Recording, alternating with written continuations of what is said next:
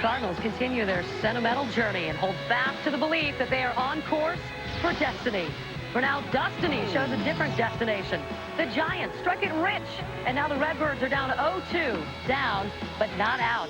The Cardinals' journey from April through October has been anything but a fairy tale. Hi, everyone. Jeannie Zelasco along with Kevin Kennedy. And if any team can respond to adversity, it is the Cardinals, but you have to believe the Giants have gotten under their skin.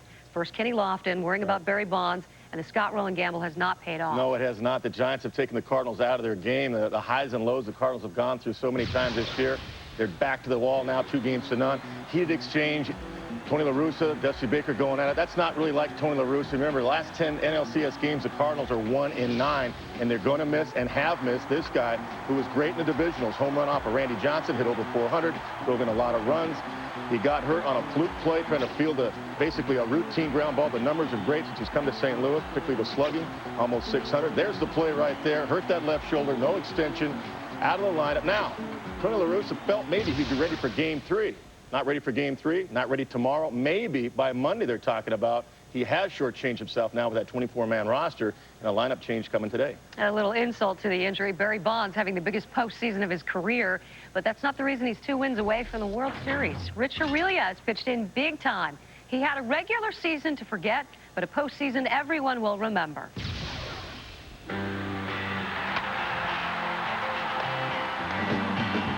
Living in the shadow of a giant legend, Rich Aurilia seldom has the spotlight to himself. But no one in orange and black is shocked that the shortstop has delivered. While Barry Bonds was bashing his way into the record books, Aurilia was rewriting some history of his own. You know, it's hard when you're doing it to sit there and say, wow, I did this, I did that. But once the season's over and you see what's been accomplished, whether it's individually or team-wise, you can really sit back and say, wow, you know, I never really thought I could be in this position. And he never thought surgery would follow that success. Bone chips in his right elbow took him out of the lineup and out of his rhythm. I wasn't comfortable at the plate until August sometime. You know, and I'm not blaming anything on the injury.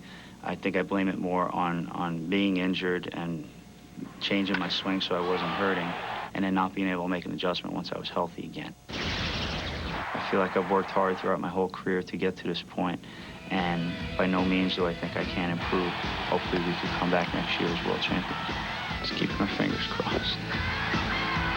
The numbers 2 and 8 hitter in the National League lineup are almost interchangeable. Look at what David Bell has done and Aurilia combined, these two guys, over 1,000 slugging percentage. You got to worry about Bonds. You got to worry about Kent. You have to worry about Santiago. Don't forget these two. Yeah, the Angels and Twins know a thing or two about being unsung heroes, but they're making the world take notice. Baseball fans got everything in Friday's Game 3 of the ALCS. Game last night. Watch this play by Torrey Hunter taking not a home run. Take a look at the angle right here, but at least a double, maybe a triple in the first inning away from Tim Salmon. We said he had to play better defense. They did, but they didn't pitch real well right here, although Milton was good other than this mistake. Here at Anderson takes him out of the ballpark, a lot like the pitch El Duque threw to him in Yankee Stadium. Watch this defensive play. Przinsky from Luis Rivas, the tag to Sean Figgins. Just barely got him, just barely on the shoulder right there. Figgins did not get the hand down quite in time. Pretty good slide. Nice play by Przinsky to keep the game tight. Keep it right there. Outstanding. And this guy has just put people away. 26 strikeouts, Francisco Rodriguez, in 14 big league innings. Dominating fastball, dominating slider, 96, 97 with that. Gas. It set it up for Troy Glaus to go opposite field. Game-winning home run, bottom of the 8th, breaks a 1-1 tie. Opposite field means Troy Glaus is locked in. He had a home run against the Yankees at dead center last night. Opposite field, he's got no holes now. He's not pulling off that ball. Therefore, a must-win situation for Minnesota later today. That's coming up on Fox, but still ahead. It is a tough shoe to fill, but the Giants may have this October thing figured out. Now the Cardinals have to find a solution for the 8th wonder of the world, Barry Bonds. Forgiven and respect is earned, and Barry Bonds certainly has that. So does the rest of the Giants lineup. 11 home runs in 7 games. Yeah, and they're going to face lefty, 39-year-old Chuck Finley. This will be the biggest start of his career. Time's running out to go to the World Series for him. Still has good stuff. Good curveball right there. Pitched well in the divisionals against the Diamondbacks. Good fastball, the 89-92. And that out pitch, that split-fingered fastball. He better be on for this guy, Russ Ortiz. Considered their ace. Maybe not the best overall stuff, but they're ace nonetheless. Good fastball, 93 to 95. Good cutter right there. Good curveball, good changeup. He pitched extremely well down the stretch. Both guys have pitched well in the postseason. Finley, 6+ innings. Ortiz, 12+ innings. Only 3 earned runs allowed. Finley got to get through that first inning and relax out there. And a different support staff today as Tony La Russa goes back to the drawing board. He sure had. Tino Martinez dropped down to the 6th spot. Renteria in the 2 spot where he should be. Here's the key right here. Marrero, 18 home runs this year. In the lineup playing left field. Pujols goes to third base. Only 5 appearances at third base in the last 2 months. He played there last about 3 weeks ago. But La Russa has to go for more offense. Cairo did a good job, but you got to have Renteria in that 2 spot and get a little bit more punch in there. And that's why Tony made the changes today. Predictions for today? I think the Cardinals will come back. I think we're going to see a pretty good series today. All right, fair enough. Coming up, the Cardinals rode more than emotion into the postseason, and they look to Chuck Finley to help prove it today. The magical moments continue to unfold on Fox.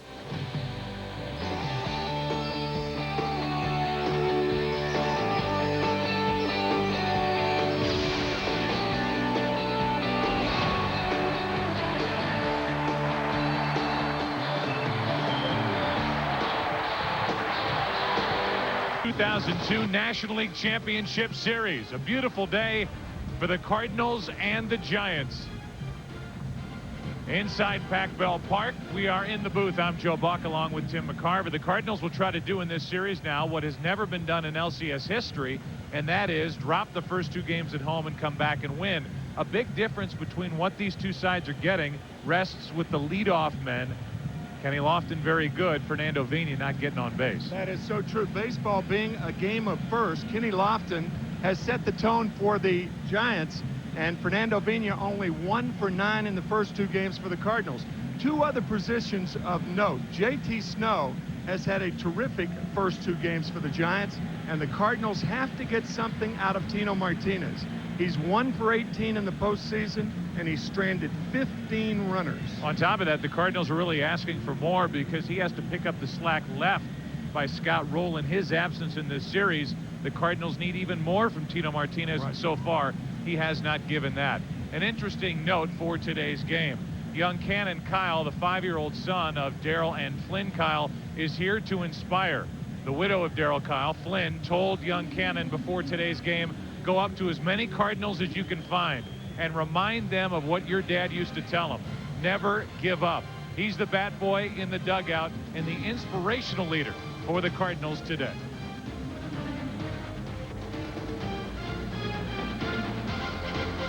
Action so far in this National League Championship Series.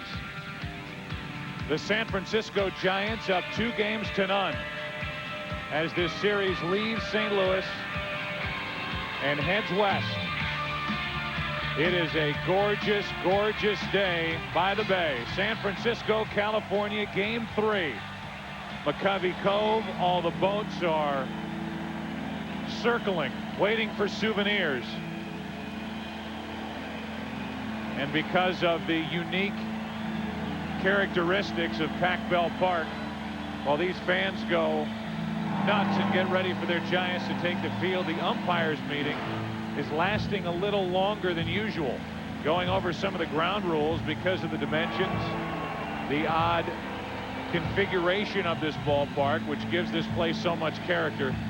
They have built a lot of new retro ballparks over the last 5 or 6 years. In my opinion, there is no place like Pac Bell Park.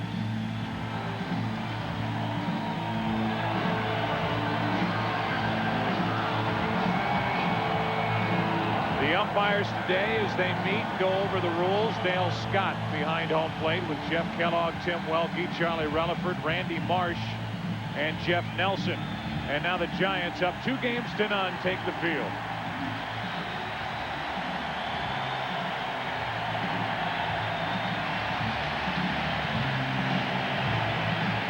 The St. Louis Cardinals are running into a red-hot Giants club. They have not been behind in the last 4 games. The only inning that they were tied, the first inning after Game 5 in the LDS. And that was a game started by Russ Ortiz. Russ Ortiz has kind of become the ace of this starting rotation for Dusty Baker. Here's the lineup, very different as they talked about during the pregame show with Kevin and Jeannie. Vina, then Renteria batting second. Jim Edmonds hitting third.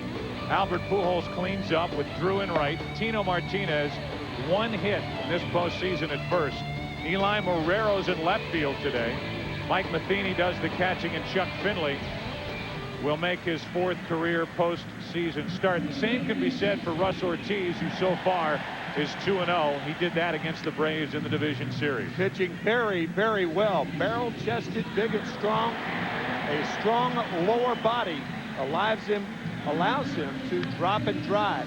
Unusually, he's a high ball power pitcher, but he's only given up 15 home runs, only 3 in this ballpark. It is a very tough ballpark in which to hit the long ball. He dances through raindrops, meaning he can walk 2 in an inning and still get out without the opposition scoring. And can he flat hit? Because this ballpark is in a basin, the prevailing winds will take balls out to left field. But in right field, that wind not so conducive to the long ball. That's all the more reason of how remarkable a year Barry Bonds had last year when he led the all-time baseball records as far as hitting home runs, 73 on the year. But right field, the ball does not carry well in this park at all. There's young Cannon Kyle, who is here to inspire this Cardinal team. And you can hear the shouts out of that Cardinal dugout as the Cardinals look for some light. It has been all San Francisco in this series to this point. And away we go in game 3. Glad you're with us. And ball 1 from Russ Ortiz. The Cardinal approach today, according to their hitting instructor Mitchell Page, make Russ Ortiz get the ball in the strike zone. Vina does, and it's 1 ball, 1 strike. Vina was 9 out of 15 in the division series, but only 1 for 9 in this LCS against San Francisco pitching, which in game 2 was unhittable. Jason Schmidt, an incredible start. Vina out in front. Ortiz took something off. 1 ball, 2 strikes. That's the very nature of postseason baseball. What have you done for me lately? Vina with a poor LCS. Good changeup from Ortiz. Ortiz trying to retire the Cardinal leadoff hitter with Renteria next.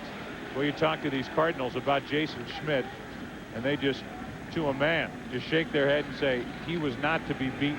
Oohs and ahs. Unbelievable. And he'll get another start in this series if it goes that far, as Vina takes ball 2.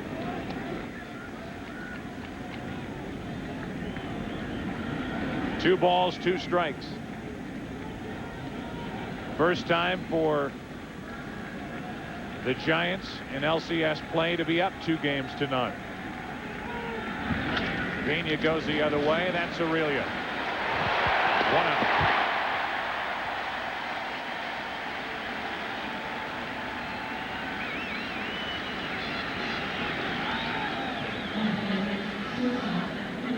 Edgar Renteria now. Change for Tony La Russa in his lineup, and a lot of this where Renteria has hit so far in this series has had to do with the absence of Scott Rolen. Not having Rolen to hit behind the Cardinal cleanup hitter Albert Pujols has changed things around considerably for Tony La Russa, and Rolen doesn't appear close to being able to play. Good fastball, strike 1.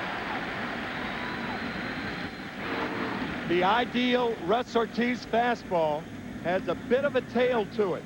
Goes into left-handers and away from right-handers. No balls, 1 strike. Another good one. 93 miles per hour. It's 0-2.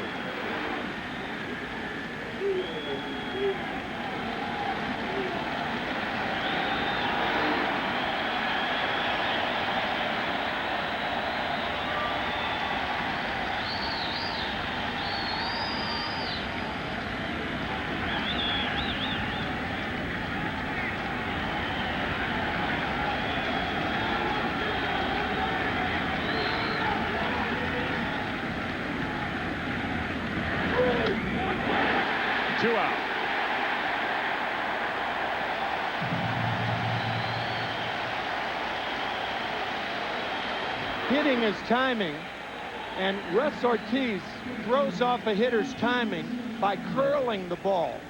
Watch that move right there. Right here, it's just a bit of a curl, and it's said about guys like Russ Ortiz, his foot hits the ground before his arm comes around. It's a very difficult, it's slightly, but a very, very difficult timing device, and it's caused by that little curl behind the body. Jim Edmonds now. Base is empty in front of Edmonds with 2 out. And ball 1. Russ Ortiz against the Cardinals in his career in 7 starts. 1-3 with a 5.16 ERA. But he was a young pitcher. He's got a lot of experience. And he has moved to the front of the rotation for Dave Righetti as pitching coach. And Dusty Baker, that's what he's done on his last 8 starts, 8-0 with a 2.3 ERA. All 3 hitters have taken a strike here in the first inning, and Ortiz has been able to find it early in the count. It's 1-1. There's Dave Righetti, the pitching coach. Ortiz coming off the Game 5 win in Atlanta to get the Giants into the NLCS. 2 balls and a strike on Edmonds.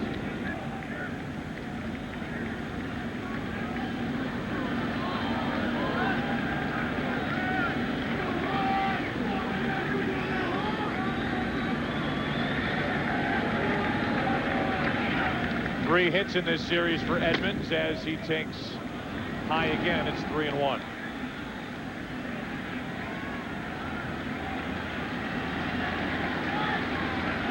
Dusty Baker only moving the furniture around a little bit in his lineup for this Game 3. Same players, little different order at the bottom, but he has stayed with the same group, and they have delivered for him. 3 balls and a strike.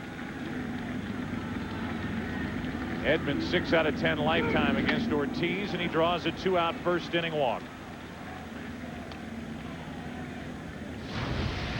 Go back to the division series, Game 1 in Atlanta. A winner, and then in Game 5, we were there last Monday night. Not only good work from Russ Ortiz as a starter, but how about the bullpen help from Rodriguez, Worrell, and then Nen. In that Game 5, he retired the first 2 Braves and then walked 2. And then the Braves did not score against him, but that was our point in the scouting report, how he dances through raindrops, pitching in and out of trouble throughout his time as a starter. Saw that graphic. Carl Helbel, by the way, did not win any games in the division series that year. You should know that. No. Runner at first, 2 out. And Albert Pujols ready to jump on the first pitch, strike 1. The one thing that's always surprised, and I think even amazed Tony La Russa, is no matter where he has put the young Albert Pujols, whether it's been at first base, left field, third base, and he's at third base today. What he does defensively stops when he crosses the white line, and he does what he normally does with the bat in his hands. He does not carry it over. The Cardinals are asking a lot out of him to change positions and end up at third base, in essence filling in for Rolen, to help get Cairo back on the bench and Marrero in the lineup out in left field. Last 3 series in LCS play have not been good for Tony La Russa. Check on Edmonds, and that was almost thrown away. Good athletic play by J.T. Snow at first.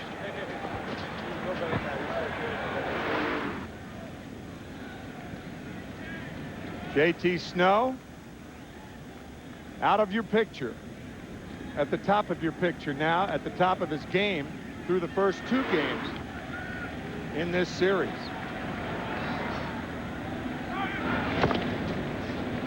Just a little better throw over this time, and Edmonds back easily. In case you're wondering, Edmonds, stolen base is not a big part of his game anymore. He stole 4, was caught 3 times during the regular season. He will run, but he's not the threat he was early in his career.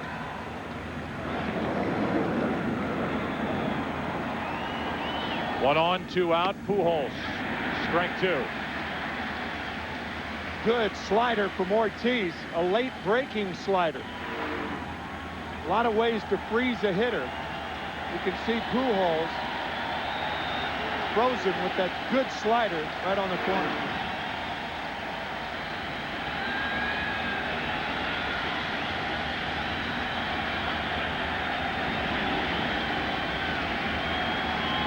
Ortiz trying to get around a 2-out walk. Just a little low, 2-2.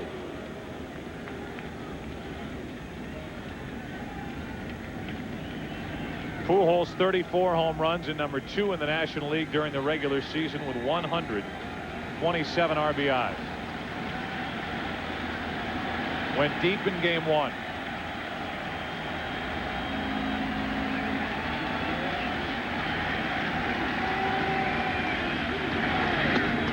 Full count, and Edmonds will get a head start at first. Not only with the different lineup for Tony La Russa is there pressure on a guy like Renteria going up into the number 2 spot, but a lot is going to be heaped on the shoulders of J.D. Drew, who waits on deck. Who do the Cardinals have to protect Pujols in their lineup? And today the answer, they hope, is J.D. Drew.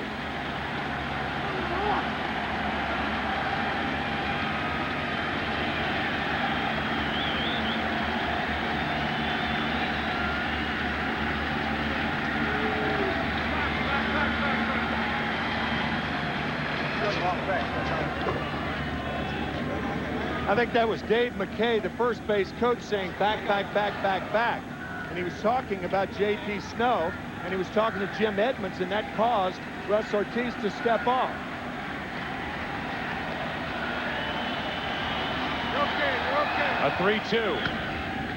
That'll find the seats.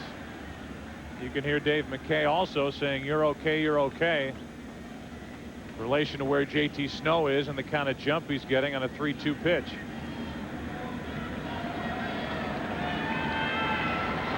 Dave McKay, who played across the bay in Oakland in the early 80s, then was a part of Tony La Russa's staff.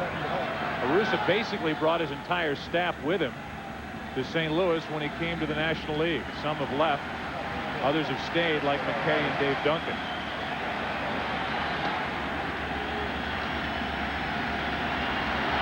You're okay.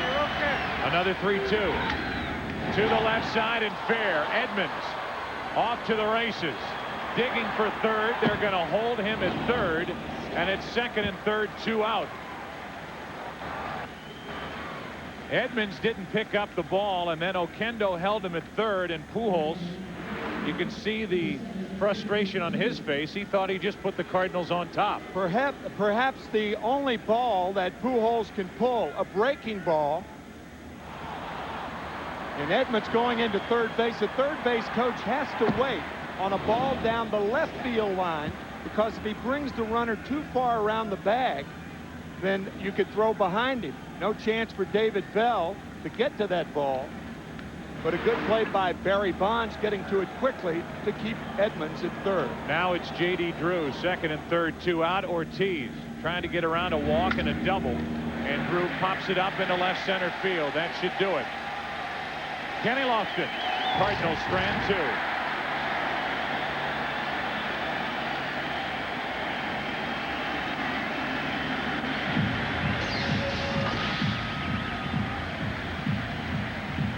Is an interesting story. He is making his 4th career postseason start. 0-2 coming in. The lineup for Dusty Baker, same names: Kenny Lofton, Rich Aurelia, Jeff Kent. Then in the middle, it's Bonds, Santiago, and Sanders moves up a spot against the left-hander. J.T. Snow hits 7th, and David Bell and Russ Ortiz, as Tim told you in his scouting report, he can hit, and he bats 9th for San Francisco. Here is the 39, about to be 40-year-old left-hander Chuck Finley. There used to be another Finley across the bay with whom Giant fans are familiar. No relation to Charles O. Finley, who owned the A's for about 15 years. Kenny Lofton out of the way of ball 1 inside. Take a look on how he does it. Dusty Baker says the success of the Giants today depends on how Finley can get the splitter over.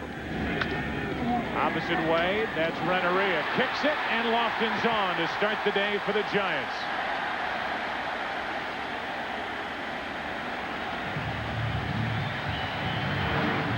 That ball going away from Renteria comes up and hits the heel of the glove, the hardest part of the glove. Usually that spells trouble for an infielder. Can't come up with it, and Lofton's on the error. Well, we mentioned it in Game 2. There's no doubt you go into a series that involves Barry Bonds and you highlight Barry Bonds and the opponents highlight Bonds, and all you talk about is how are they going to pitch to Bonds, will they pitch to Bonds. But it's been those around Barry Bonds that have put the Giants up 2-0, and Aurelia is right at the top of that list with his 2 home runs in Game 2.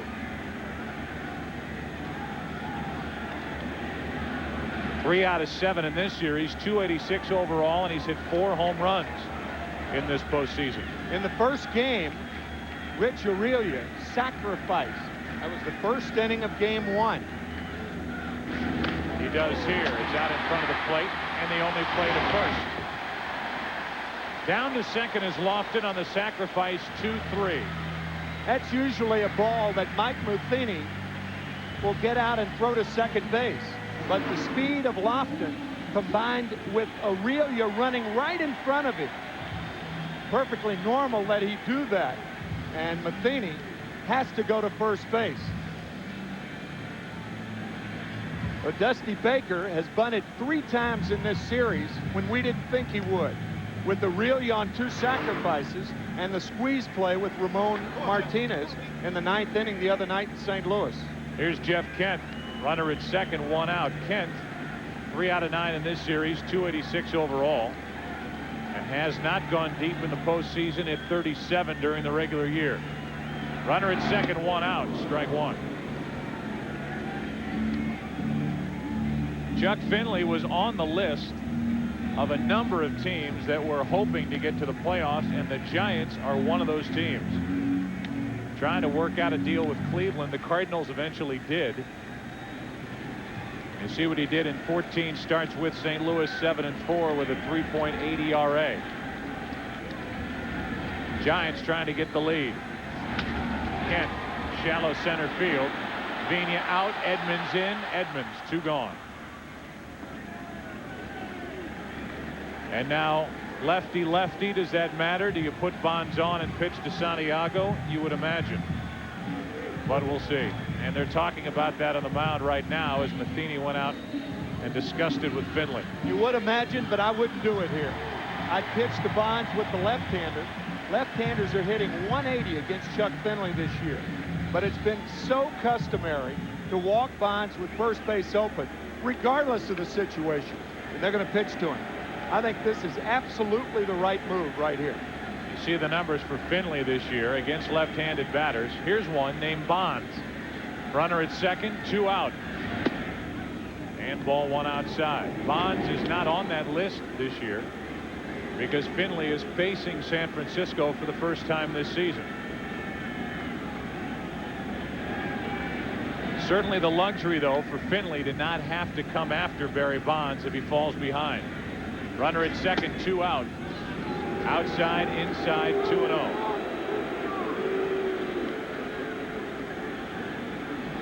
Benito Santiago, who had 4 RBIs in Game 1, may get a chance.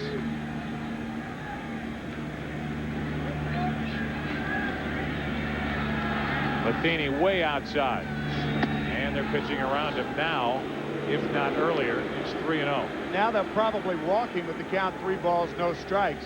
If not intentionally, then otherwise. Bonds with the eyes of a condor.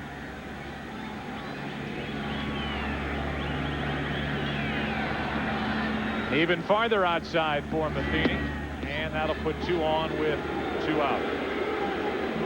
An error opened the inning, then the bunt by Aurelia. Rich is saying, what, I hit 2 home runs in Game 2 and you asked me to bunt? Yeah, come on. I bunt before that game. I bunt after that game. Kent flied out, a walk to Bonds. 18 consecutive with a walk, and here's Santiago. And and that's what he says, and that's what he will get. So far, 3 out of 9, the 4 RBIs coming in game 1.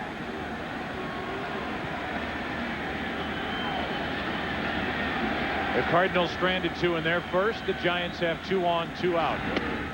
And a strike on the outside corner to Santiago.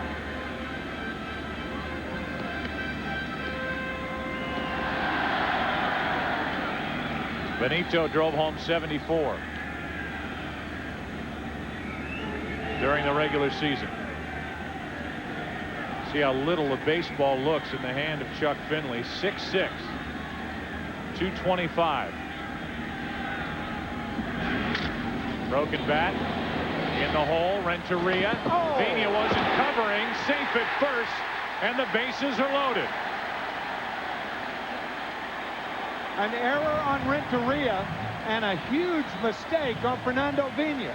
What in the world was Vina thinking about? Playing Santiago straight up, no problem to get to second base. He tries to recover by throwing to first. Not in time. Vina has only one spot in that second base. And what could be lost in all that is a 37-year-old catcher, Benito Santiago, running hard the entire way and beating the relay throw, in essence, by Vina. Yeah. And that gives the Giants a bases loaded, 2-out chance in the first inning for the hitless Reggie Sanders. It's a fielder's choice, no error on the play, and strike 1 on Sanders. If no physical error, clearly a mental error by Fernando Vina. Lofton, Bonds, and Santiago. Vina wasn't that far from the bag.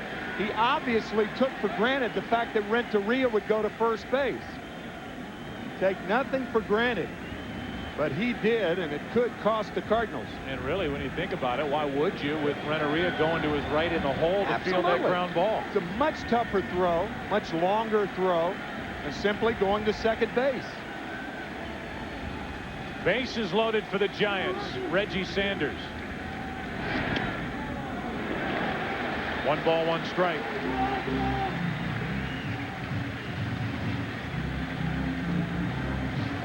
Two slams in the career of Reggie Sanders with the bases juiced. Mentioned hitless. He is 0 for 8. No RBIs in this series, and hitting only 154 with 1 RBI in the postseason. Cardinals have been pitching him upstairs. He is a low ball hitter. The 1-1 into shallow center field. Out is Vina. In is Edmonds. Vina makes the play in front of Edmonds, even though Edmonds was calling for the ball. Now Edmonds is the one that comes up with it. You talk about a crazy play. Look at this. My God. Vina up into the air, and Edmonds somehow made that catch. Are you kidding me? That's a catch he didn't see. Finley holding his breath. What a first inning. No score. On Fox is brought to you by MasterCard. There are some things money can't buy. For everything else, there's MasterCard. By GMC, we are professional grade. And by Sprint, introducing PCS Vision. Clearly a whole new way to look at wireless. No matter how many replays you look at of that last play, which ended the first inning, it's just stunning that Jim Edmonds caught the baseball. And it only points out that Fernando Vina, I think everybody would agree, was trying to do too much to make up for the mistake on the ball hit by Santiago, and nearly turned it into a disaster by Snow. Tino Martinez, a line drive, and JT Snow up to get it. 1 out in the second.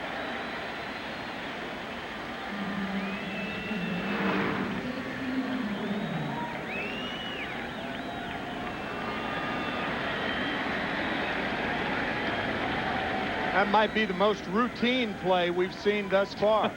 We saw nothing routine about that bottom of the first, which has got to be the goofiest scoreless half inning that I've ever seen. Now it's Eli Marrero getting the start. A starter in game 1 of this series. Ball 1. The Cardinals, in essence, made really 3 mistakes in the first inning, but got out of it without giving up any runs.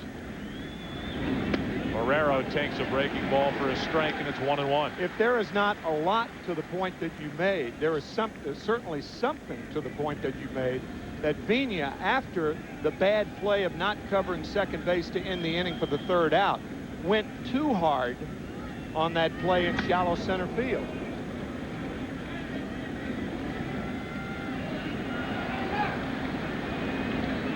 Inexcusably not covering second base, and then inexcusably but more understandably going too far into center field, trying to make up for that first bonehead play, and there's no getting around it. Marrero, 2-2. Eli Marrero, the former catcher, now doesn't really enjoy catching as much as he once did, playing the outfield, concentrating on that, and he'll have his hands full in a tough left field here at Pac Bell Park.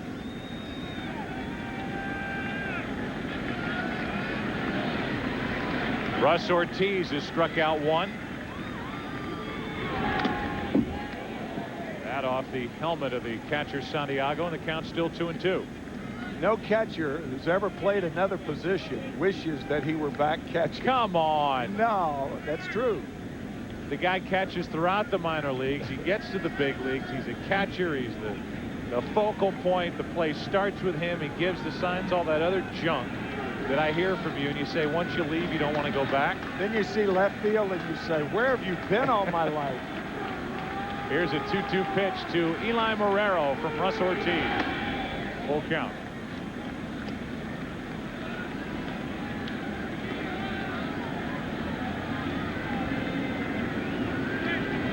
Piazza won't go. He doesn't want to leave. Yeah, but he's never been to another position. So you're saying maybe if he tried it, right, he'd like it. That's right. A 3-2 pitch. Marrero pops it up, back and out of play. Mikey needs to try it. You'll like it.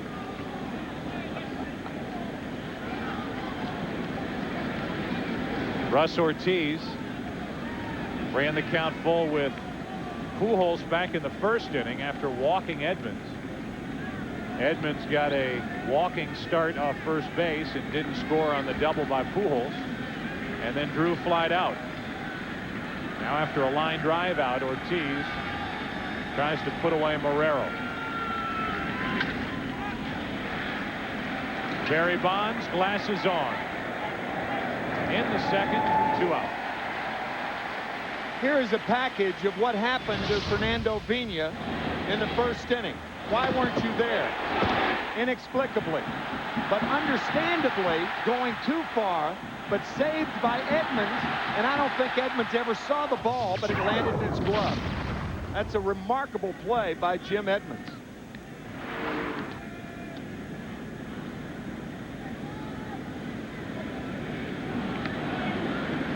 By default, the Cardinals get out without a run being scored by the Giants.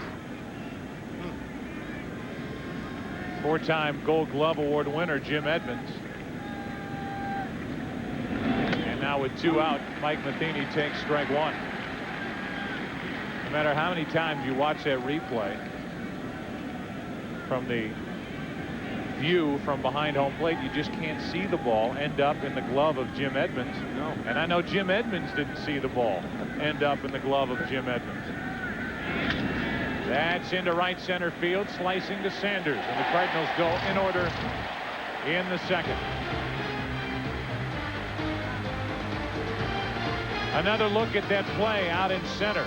Might turn into a big play before the end of the day. Edmonds made it. Because of that, still no score.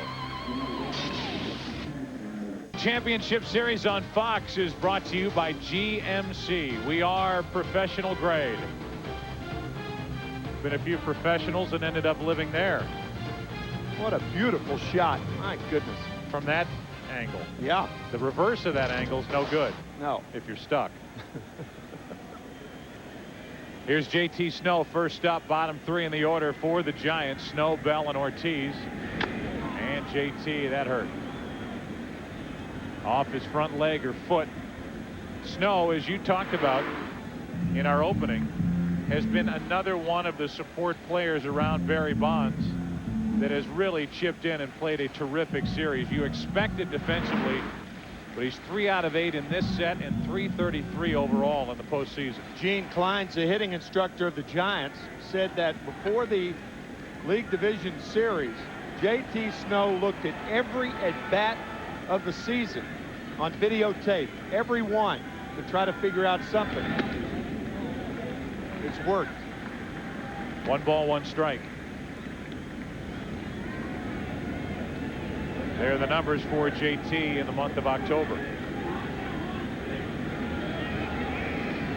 Finley with a count of 1-1. Catches the inside part, 1-2.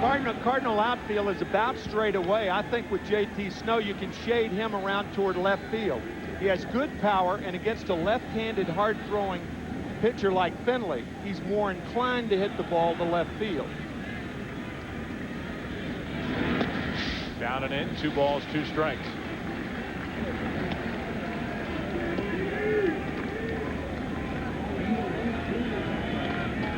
David Bell waiting on deck. Chuck Finley made 3 relief appearances back in 1986 with the California Angels.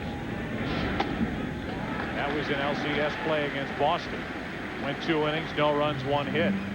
That was his first year in the big leagues, and here he is in 2002 pitching for a contract for next season. He's a free agent to be.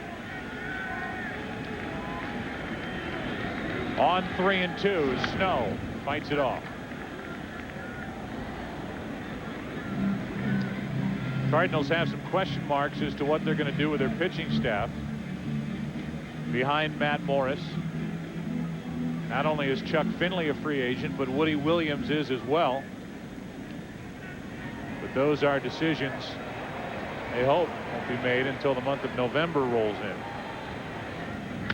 That's out of play as well. History on the side of the Giants. To repeat, no team has ever won the first 2 games on the road in LCS history, gone on to lose the series. You look at that bottom note.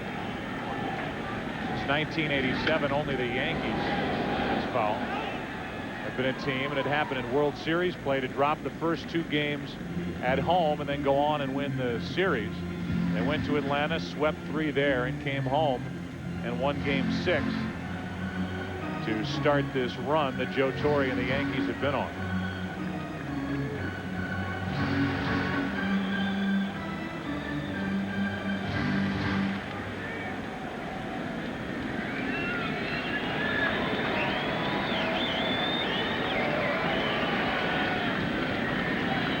Another 3-2 pitch to Snow. Ripped, base hit. JT is swinging it well. What a good at bat for the San Francisco first baseman. I was thinking the same thing. Fighting off some nasty fastballs in on the hands. And then he gets the high fastball over the middle of the plate, hammers it to right field. I know this sounds strange, but that's the first hit for the Giants. I say it sounds strange because of that wacky bottom of the first when they loaded the bases without a hit. 9-pitch at bat, and JT Snow wins that battle with Chuck Finley. Here's David Bell. 1 on, nobody out. Strike 1 on Bell. David homered in Game 1. He's 3 out of 7 in this series. 261 overall.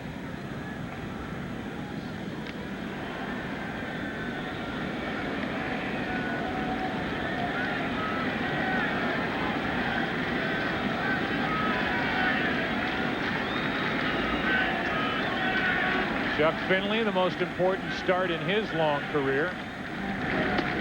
Missing outside, a ball and a strike. 470 starts in Chuck Finley's career. 200 victories. And got to 200 at the end of the season last start. His career in the postseason 0-2.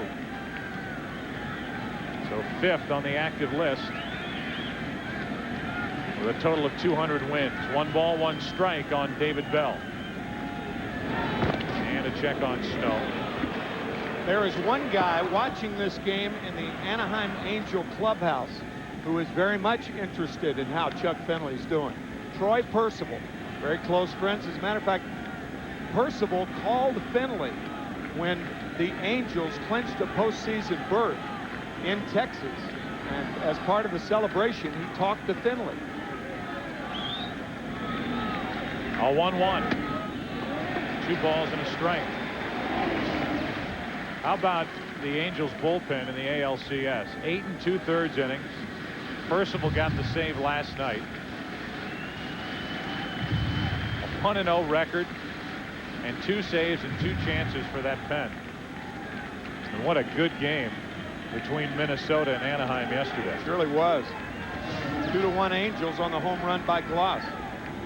A 2-1 to Bell. Too far outside, 3-1, and the Giants trying to start some trouble with the bottom of their lineup. A lot of managers in baseball would send the runner 3-1 count. But in my view, it's an offensive count. David Bell's going to try to choose an inside fastball and hammer it. And you don't need that confusion of having the runner run, because right-handed hitters in particular see that. 3-2, yes. 3-1, no. Not running as Bell hammers one, but foul down the left field line.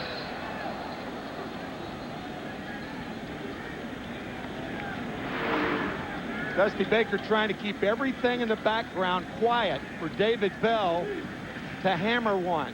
He hits it hard, but foul.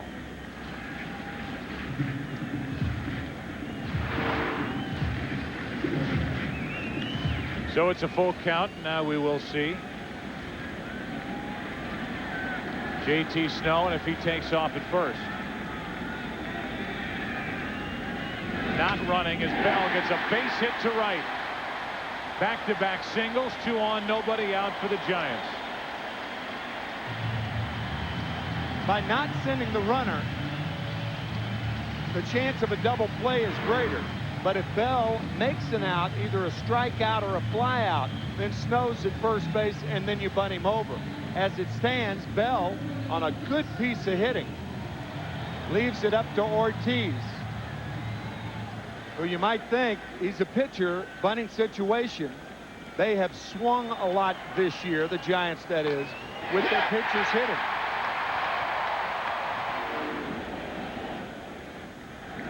Showing bunt, taking ball. Down and in, ball 1. What happens on that bunt play? Renteria covers second base. Pena moves toward first, and Martinez is in. Ortiz handles the bat very well. 246 this year, and the best time to allow him to swing is when the infield's in a state of confusion. Remember, Pujols just switched into the infield at third base for this game.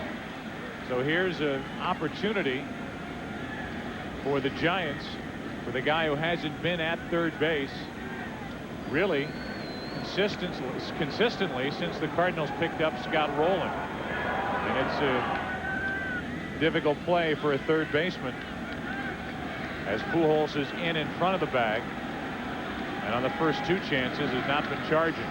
2 on, nobody out, and the bunt is a fair ball. Bases loaded.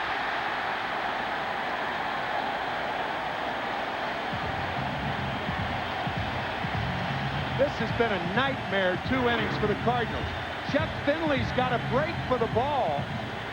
As it stands, a right-handed throwing Tino Martinez has to come all the way across, hesitates because he's wondering where's Finley. Another fielder's choice, but the Cardinals could have 3 errors or 4 errors in this game already easily. Finley doesn't move. Martinez has to. Too much to do. Loses the handle. Watch Finley. He's a left-handed thrower. He doesn't move. Martinez has to. This has been a horrible game for the Cardinals thus far. They scored a base hit for Ortiz. And the bases are loaded for Kenny Lofton. Reached on an error his first time up. What a chance for the Giants.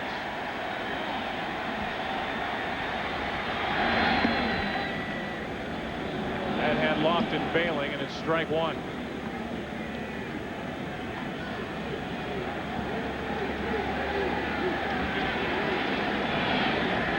Lofton's only RBI in this LCS came on the home run he hit against Matt Morris. Lofton has been at the center of Tony La Russa's post and pre-game press conferences. He's the center of attention now as he just got out of the way of a pitch under his hands, 1-1.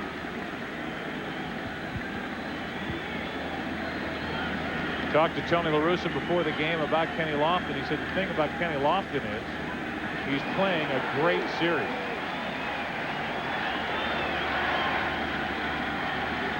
The 1-1. Martinez will fire home. Out. No other play. Force out, 3-2. And the bases are loaded with Aurelia coming up. J.T. Snow may have gotten a piece of Mike Matheny. I don't think there would have been a play on Lofton anyway. But you see the takeout slide at second base. You rarely see it at home. But that's what Snow was trying to do. Watch the left foot of Matheny. Snow tries to hook it, and if there is a throw to first base, it would be Aaron. Here comes the slide right there. He did get a piece of it.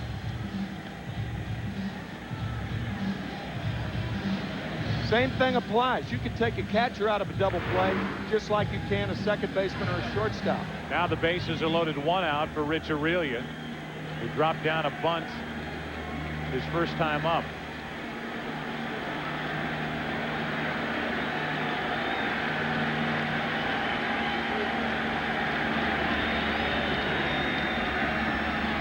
RBI chance, Aurelia.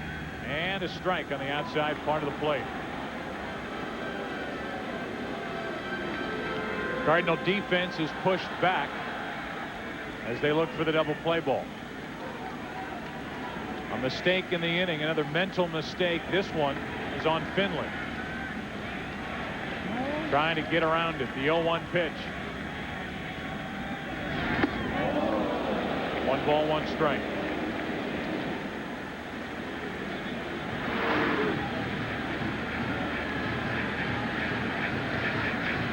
Finley throwing hard. Those 2 at-bats by J.T. Snow and David Bell, both 3-2 base hits with a 3-2 count, particularly J.T. Snow. Fouled off 3, base hit against a tough left-hander. A 1-1 to Aurelia. 2 balls and a strike. And what did you say entering game 1? The edge went to the Giants because of the production and the hits. The depth of this lineup predominantly at the number 7-8 spots compared to the Cardinal lineup. So much more balanced throughout the Giants lineup than the Cardinals.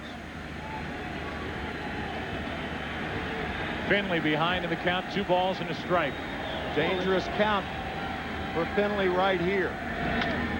Aurelia pops it into left center field. That's going to put the Giants on top. Tagging and scoring is Bell. 1-0 San Francisco on a sac fly by Rich Aurelia.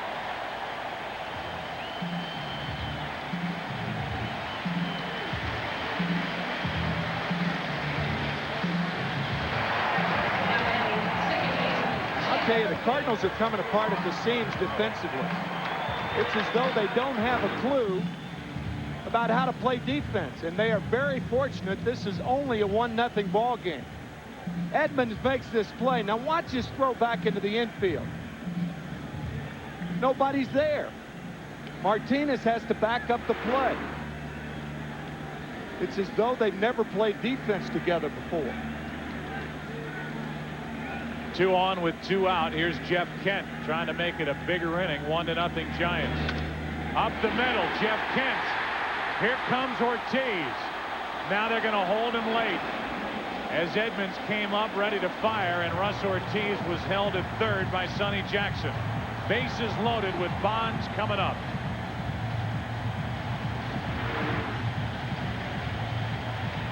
Only reason Kent does not have an RBI on this hit.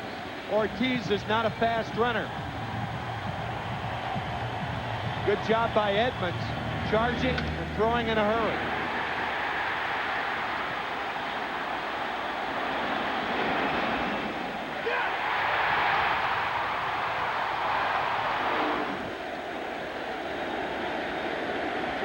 Bases loaded for Bonds.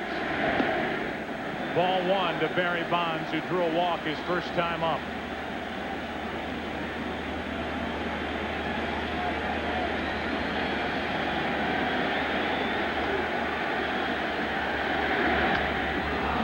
Popped up, shallow right. J.D. Drew coming in. Fernando Vina going out. The two come together, and Drew ends up with a catch. And how this game is only 1-0 San Francisco, with the way the St. Louis Cardinals have played the first 2 innings, it's hard to imagine. One mistake after another defensively for the Cardinals.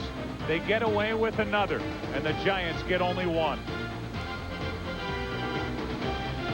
1,000 feet above us, aerial coverage of this afternoon's game and the surrounding Bay Area being provided by the Saturn Lightship. Saturn and its retailers hope enjoying the National League Championship Series, and we thank them for joining us. This is one of the prettiest cities in the world. Forget just North America, the United States. Go bigger than that. The world. Got it. A gorgeous place, and this little jewel sitting right down here in the bay is Pac Bell Park, as Finley tries to hammer at the first pitch and fouls it, strike 1. Buy me some peanuts and crack Kabat. That's Chuck it. Finley, yeah. So now he's got to beg another teammate to give him a bat. Can't imagine Finley bringing more than one out here with him. I'm going to guess that's not Finley's bat. What did you decide? What's the most memorable moment in Major League Baseball history? Tune into the pregame show prior to Game 4 of the World Series to see the winner of the MasterCard Presents Major League Baseball's most memorable moment. Live on Fox, 8 Eastern, Wednesday, October 23rd. No balls, 1 strike on Finley. No balls, 2 strikes on Finley. When you're 39 years old and you pitched in the National League, where they use a pitcher as the hitter, for only 2 months, you don't have a bat order. No. You may have some bats, but they're for you to sign for friends in the offseason. Finley's going to run and make it down to first base on strike 3. What kind of game is this, Tim? I don't know. I mean, what's happening? I don't know. The Giants just came off a half inning where they get a run on 4 hits. The Cardinals have made one mistake after another. And now on a check swing on a pitch in the dirt, Finley ends up at first. Strikeout and a wild pitch. That ball got outside the arms of Santiago. What a catcher tries to do on balls in the dirt is to keep it within the arms. When it gets outside the arms, it's a chance for that ball to carry him off, and that's what happened there. A strikeout and on first base because of the wild pitch. So now the Cardinals have an opportunity. First time they've put their leadoff man on, and of course it comes on a strikeout. Vina grounded out his first time up.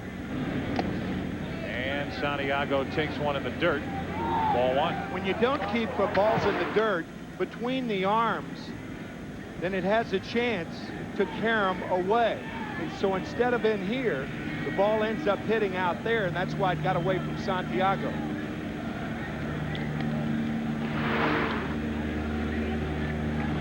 A 1-0 pitch to Vina. Into center field. Lofton, it's over his head and will roll all the way to the wall. Finley will go to third and hold. Into second is Vina. That ball took off on Lofton. And it's been a twilight zone start here in game 3. Second and third, nobody out. Rod Serling should be managing at least one of these teams. Off the tip of the glove of Lofton. Kenny going to his left, and that ball did take off. It's going to be scored a double for Fernando Vina. Finley, no experience on the bases, going back to first base. And Vina, who ordinarily would have had a triple on a ball like this, had to look up at second, knowing that Finley's not going to score, and stop. So now here's Renteria reinserted into the number 2 spot. And a ball in the dirt as Ortiz has been testing Santiago in this 3rd inning. Renteria struck out his first time 1 out of 9 in this LCS, but drove home 83 during the regular season. Finley and Vina the runners.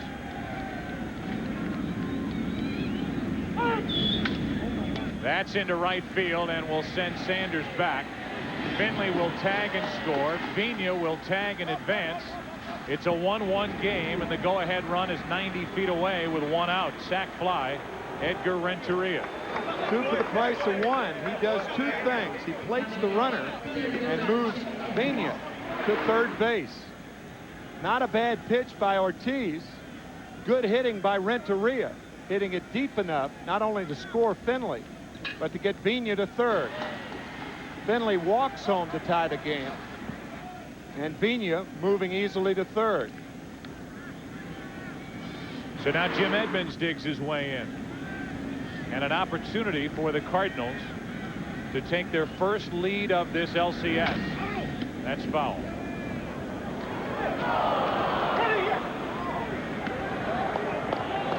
In San Francisco, they have ball dudes.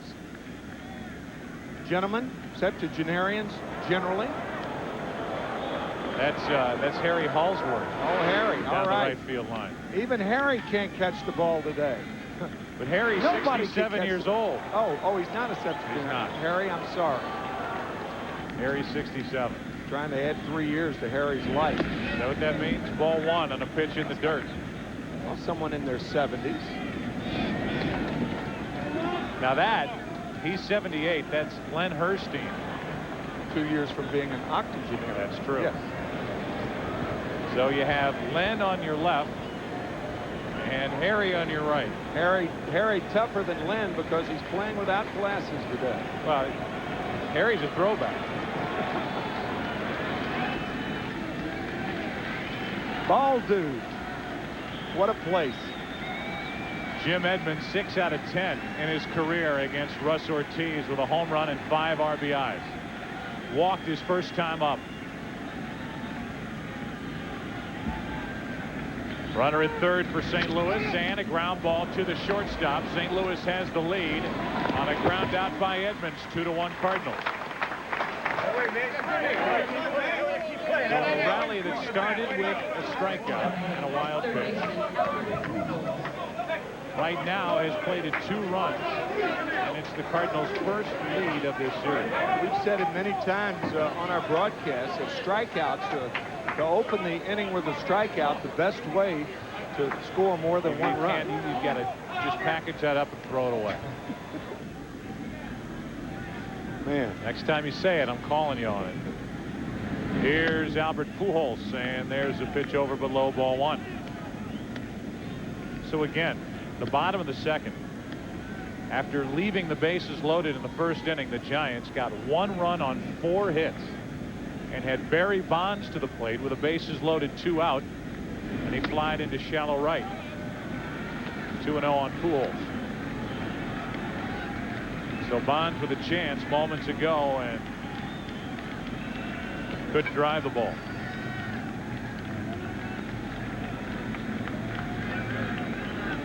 The only hit in the inning was a ball that arguably could have been caught by Lofton. See the route that Lofton took to it. Easy to see that the ball deceived him and jumped, took off, and this was the result. A double for Vina. 3-0 is the count on Albert Pujols. And that's a 2-out walk. Second walk handed out by Ortiz this afternoon. Here's J.D. Drew, who flied into shallow center with runners at 2nd and 3rd, 2 out back in the 1st. you saw Kenny Lofton with those glasses on. The glare in the outfield here is perhaps worse than any glare in the major leagues. Chicago Wrigley Field, I would say, is tough in right field. But the Sun Field in this ballpark is left field during the season. Of course, we're in the middle of October. I don't know whether it's as severe as it is during the summer. 1 on, 2 out, and Drew, strike one. But how about the weather in general? Better in October through about the middle of December. And it is in other months. Mark Twain's famous line, worst summer I ever spent, or worst winter I ever spent, was a summer in San Francisco. Runner at first, 2 out. J.D. Drew takes ball 1.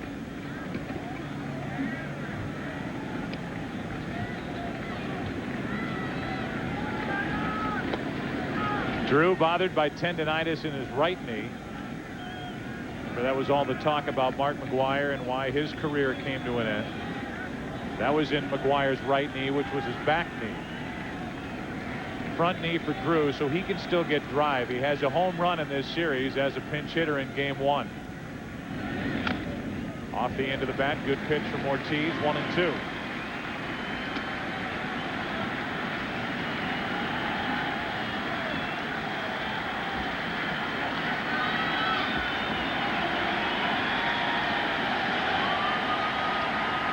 Crowd trying to climb back in it.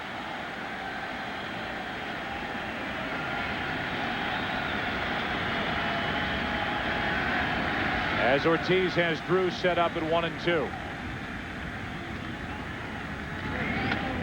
Almost overthrew his catcher. And Ortiz will do that from time to time. It's 2-2. Yeah, wild high in the strike zone. That little curl again.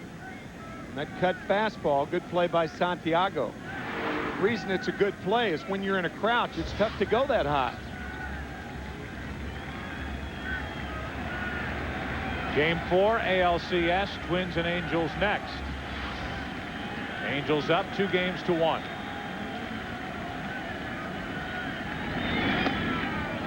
Full count, and Pujols will get a jump over at first. Be John Lackey pitching for the Angels later today against Brad Radke.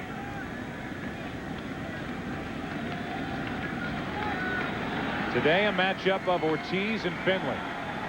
Cardinals lead 2-1, third inning. Okay. Runner goes, and Drew fouls another.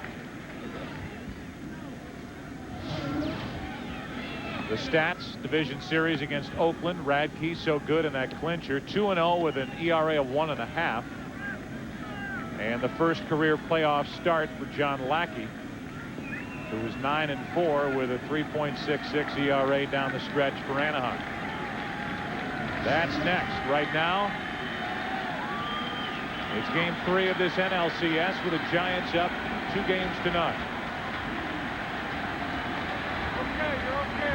Pujols goes, ball 4, 2 on with 2 out.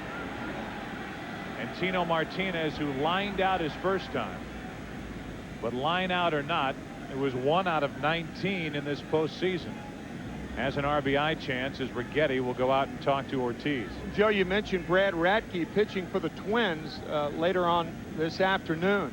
Brad Radke probably understands a game like this, because in game 1 of the division series across the bay in Oakland, the Minnesota Twins committed 3 errors in the first 2 innings, and they came back to win. The Cardinals are hoping for the same today. October's magical matchups continue tomorrow on Fox NFL Sunday, beginning with America's #1 pregame show. Then it's Terry Glenn returning to New England for the Packers. Take on Tom Brady. Good game. Or the Panthers and Cowboys, Falcons and Giants, or other regional action. All part of a full weekend of magical matchups. NFL and baseball on Fox. Tino Martinez after a high fastball, strike 1. Frustrated, to say the least. 75 RBIs during the regular season. Tino Martinez could wipe away a lot of bad at-bats during the regular year with a good October, and so far that hasn't happened. 2 on, 2 out. 1 ball, 1 strike.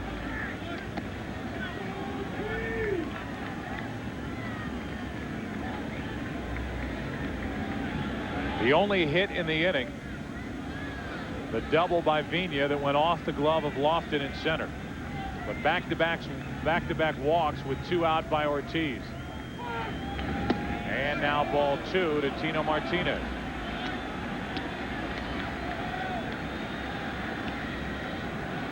Woody Williams and Cannon Kyle watching from the corner of the Cardinal dugout.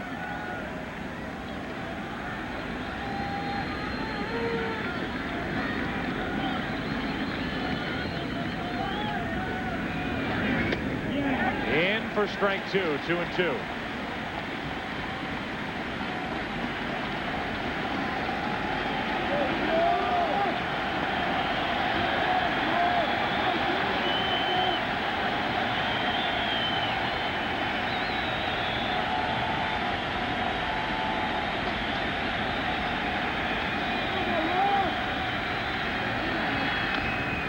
Little squirter out in front of the plate.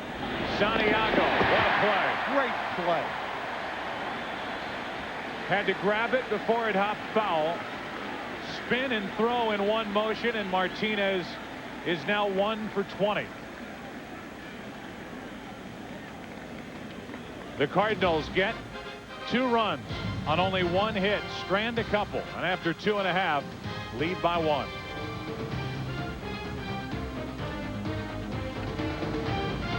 Day in San Francisco here at Pac Bell Park. It's 2-1.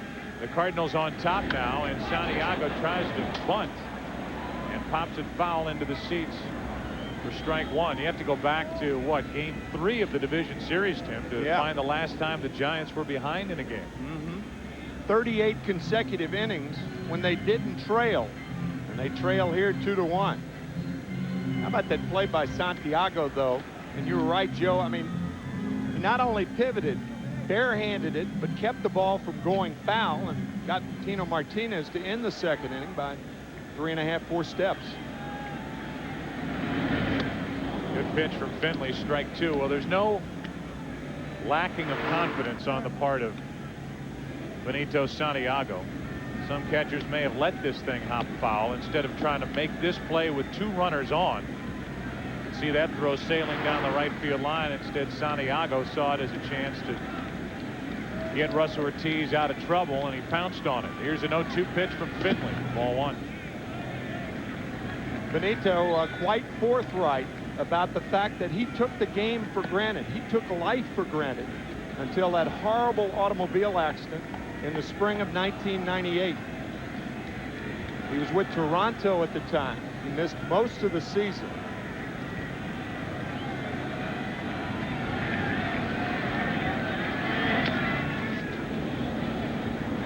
Since that time, he has appreciated the game more and his life more.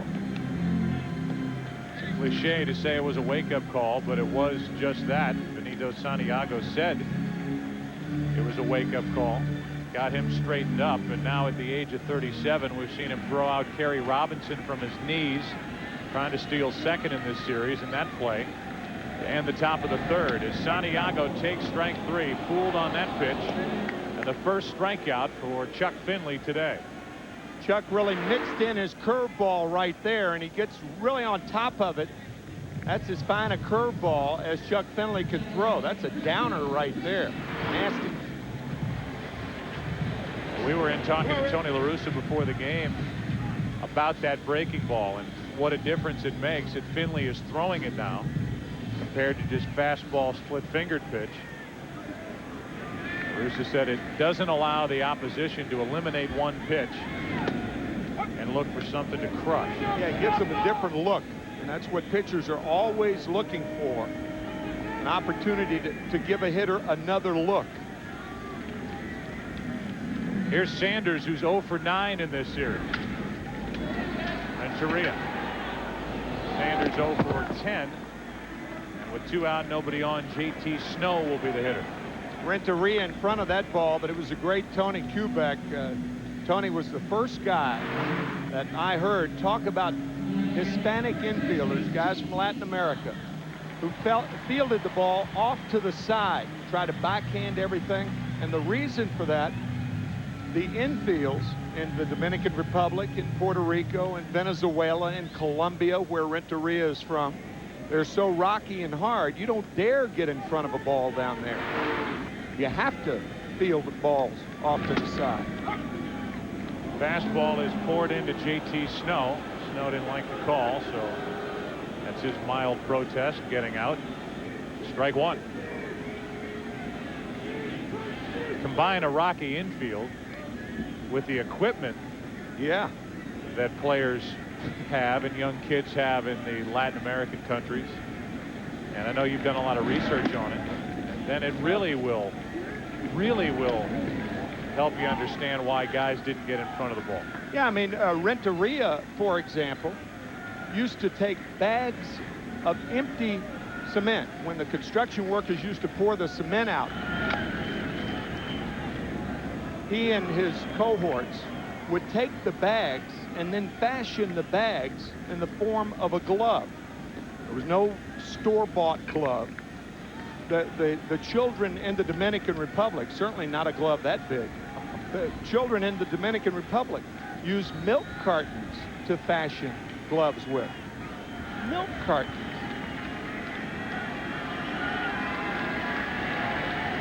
Here's a 1-2 pitch to Snow. To the right side, Tino Martinez chips in with his glove, and the inning is over as the Giants go in order for the first time today. Do you have a demonstration you'd like to show the people of this country? Perhaps. Oh, that's weak. Come on, say something. Yes. 2-1, fourth inning. To you by Old Navy's Painter's Pants, the Handyman's Classic. This thing started out as anything but a classic. Mistakes left and right. The pitching of Chuck Finley able to minimize the mistakes against the Cardinals, and Finley had a mistake mixed in there as well on a bunt. And then Russ Ortiz, the bad break of starting an inning, last inning, with a strikeout. Finley reached on a wild pitch, and then a ball that could have been caught in center went for a double. Sac fly, RBI ground out. It's 2-1 St. Louis as we go to the fourth. Bottom three in the lineup: Marrero, Matheny, and Chuck Finley.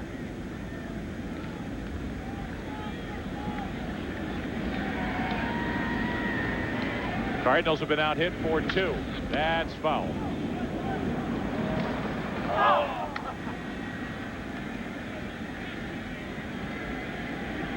We talked about Edgar Renteria and using cement bags to fashion a fielder's glove, and those children in the Dominican Republic using milk cartons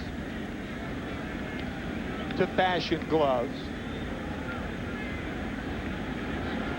Here's a 0-2 pitch from Ortiz to Marrero, leading off, and strike three on the outside corner. And Guillermo Mota of the Los Angeles Dodgers shows us how to make a glove. You fold the ends of the milk carton, then you flatten it, then you break it in. I mean, you got to have a broken end glove. You cut off one end, and then you cut something for the finger, and then you play ball. Step one isn't drink the milk. Oh yeah, well, I mean, of course, you got to drink the milk, but then you come up with something like I have in my hand right here. As Matheny takes, I guess, inside. Pretty good pitch from Ortiz, ball one. You've been carrying around these things through airports. Yep. Throughout the entire month of October, and this, Tim, is the opportunity of a lifetime. So don't blow it. Well, obviously we have emptied the milk in this carton, and that becomes a milk carton for a glove. And can you imagine that, though? I mean, they break them in. Sometimes they go back, they paint them, they'll put their names on them and use these. Matheny gets into one to left. Back at the wall is Bonds. This ball is gone. Home run Matheny. He has hit in every Cardinal postseason game this October, and it's 3-1 St. Louis.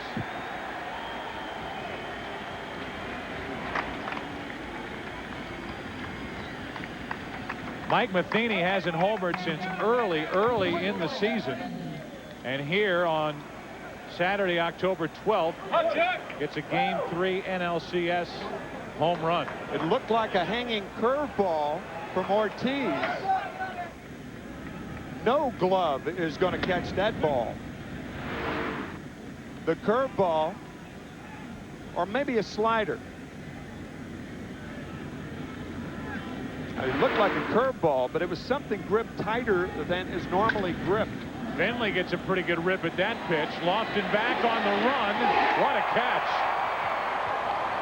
What a catch by Kenny Lofton, recovering to drag that in, as Finley surprised everyone with how far that ball went. Talked about it before. The ball carries to center on around to the left field line, but a spectacular play by Kenny Lofton. Fighting the sun and the wind to make the play. Nicely done.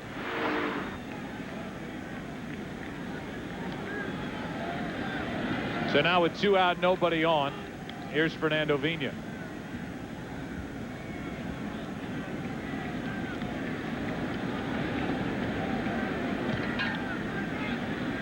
A double in his last at bat, shows bunt, and he pulled away from strike 1. Just off the middle of the plate, a little bit inside, and Bonds can't get to it.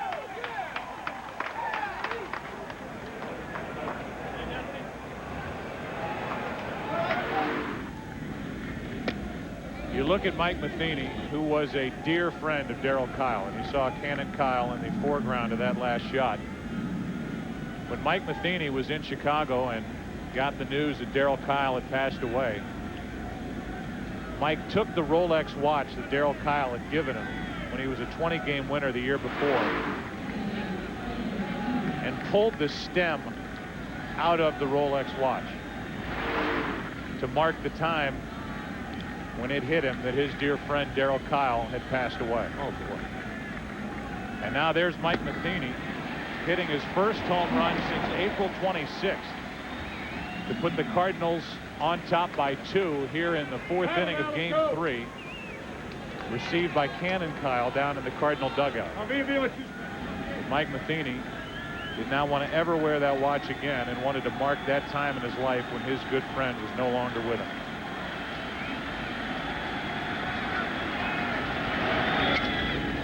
Shattered bat. Vina taken care of by Kent. Mike Matheny goes deep. He'll go back to work behind the plate. And a handshake for Cannon Kyle. Cardinals down 2-0, lead Game 3 by 2.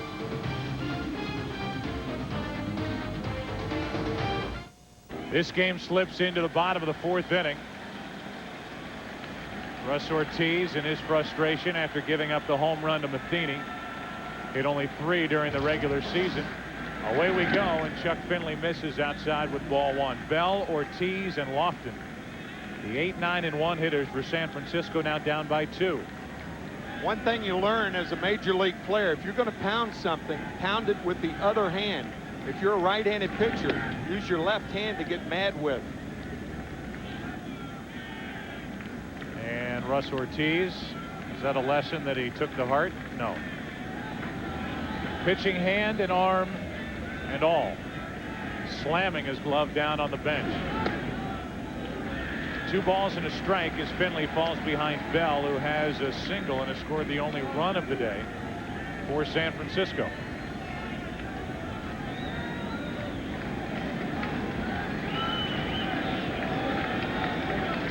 The 2-1.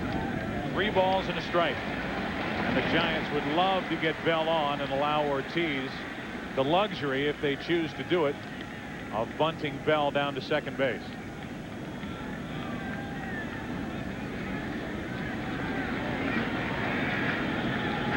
The 3-1. A leadoff walk.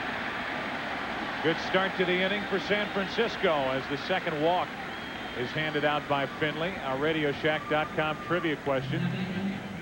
Rich Aurelia has 12 runs batted in this postseason. Which player drove in the most runs in a single postseason in Major League history? And you have to take into consideration the extra playoff rounds that are out there now, so more opportunities. So think about that as you make your guess. Here is Russ Ortiz to bunt, and it's perfect.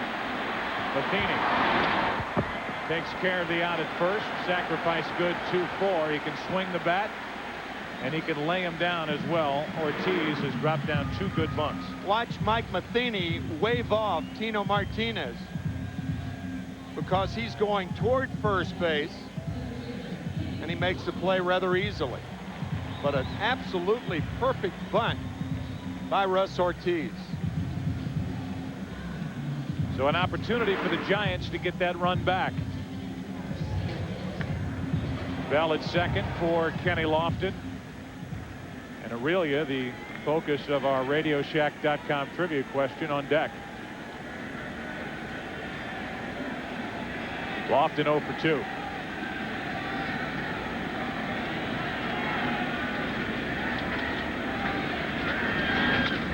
Ripped, caught, double play. Bad break for the Giants on a screaming line drive caught by Tino Martinez, and Bell doubled off second. Can't hit the ball any harder than that, but the double play sends this game to the 5th. 3-1 St. Louis. Back after this from your local Fox station.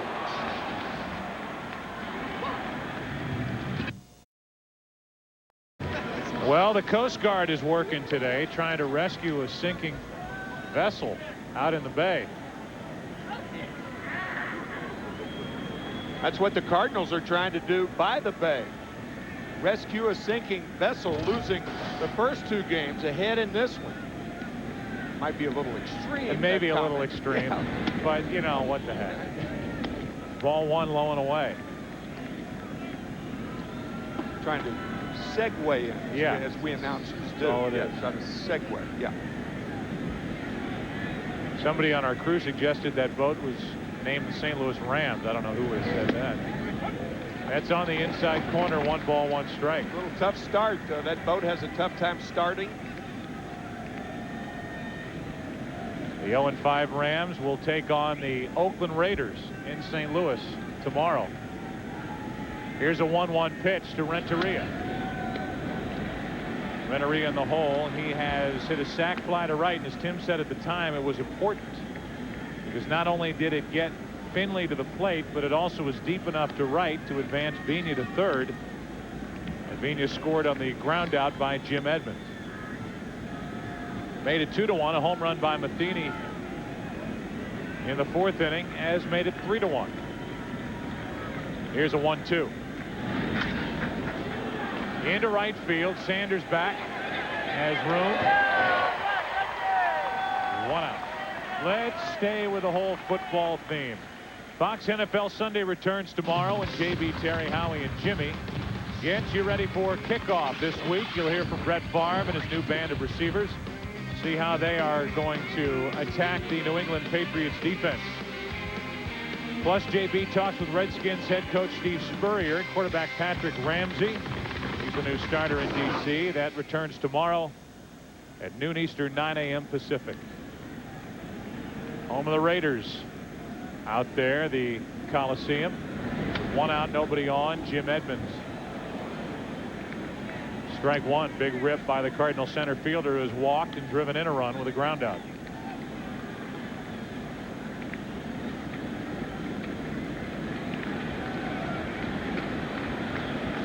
Heart of the order for Russ Ortiz, and he took care of Renteria to start it. And he's 0-2 on Edmonds. The Giants in the bottom of this 5th will have the 2, 3, and 4 hitters: Aurelia, Kent, and Barry Bonds.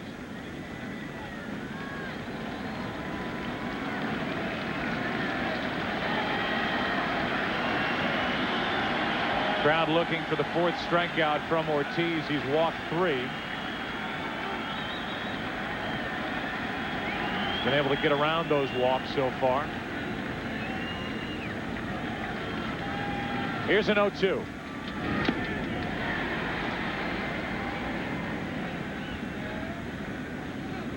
Edmonds, who is a California native, played with the Angels. And looking ahead, hoping that his Cardinals can get past San Francisco. And then he can visit Southern California with his Cardinal team. The Angels were in St. Louis this season during interleague play.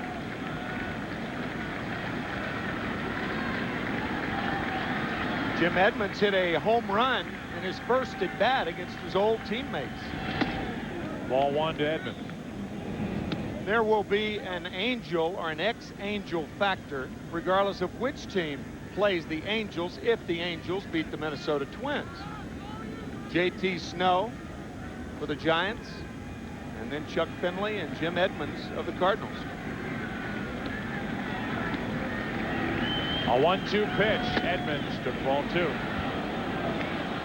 That series, however, has all the earmarks of going 7. That Minnesota Angels series. It really does. Last night, Jared Washburn turned in a great start, as did Eric Milton. Boy, does he have an arm. Here's a 2-2 pitch. Edmonds, another foul ball. And then that matchup today, I'm sure Mike Scioscia and the Angels are wondering what they're going to get out of John Lackey, who makes his first start in October. The Twins can pretty much count on what they're going to get out of Brad Radke.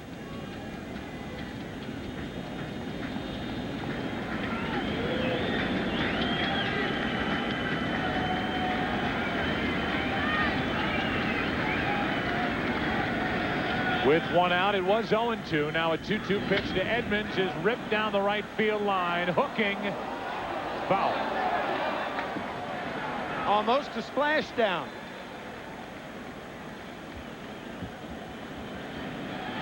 Splash hits here at Pac Bell Park are balls hit over the right field fence. Fair. This one hit, had the distance, and it was a splashdown, but foul. But they only don't count. They only count the splash hits down the right field line by the Giants. By the Giants. Right. There have been 22 since this park opened in 2000. 20 have been hit by Barry Bonds. And of course, Felipe Crespo hit the other 2. You got it. Who else would it be? Of course. Another 2-2 pitch from Russ Ortiz with 1 out. Edmonds tries to go the other way, sends Bonds back, and that is gone. Home run, Jim Edmonds, and a 4-1 St. Louis 5th inning lead. Nearly got 1 out down the right field line, went the other way to get his first home run of this series. Earlier we talked about how the ball carries to left field, left center. Jim Edmonds, a very good high fastball hitter, so it would stand to reason that he would have good hacks at a guy like Ortiz, who throws a high fastball. Edmonds gets a high fastball right on the sweet spot and drives it out of here.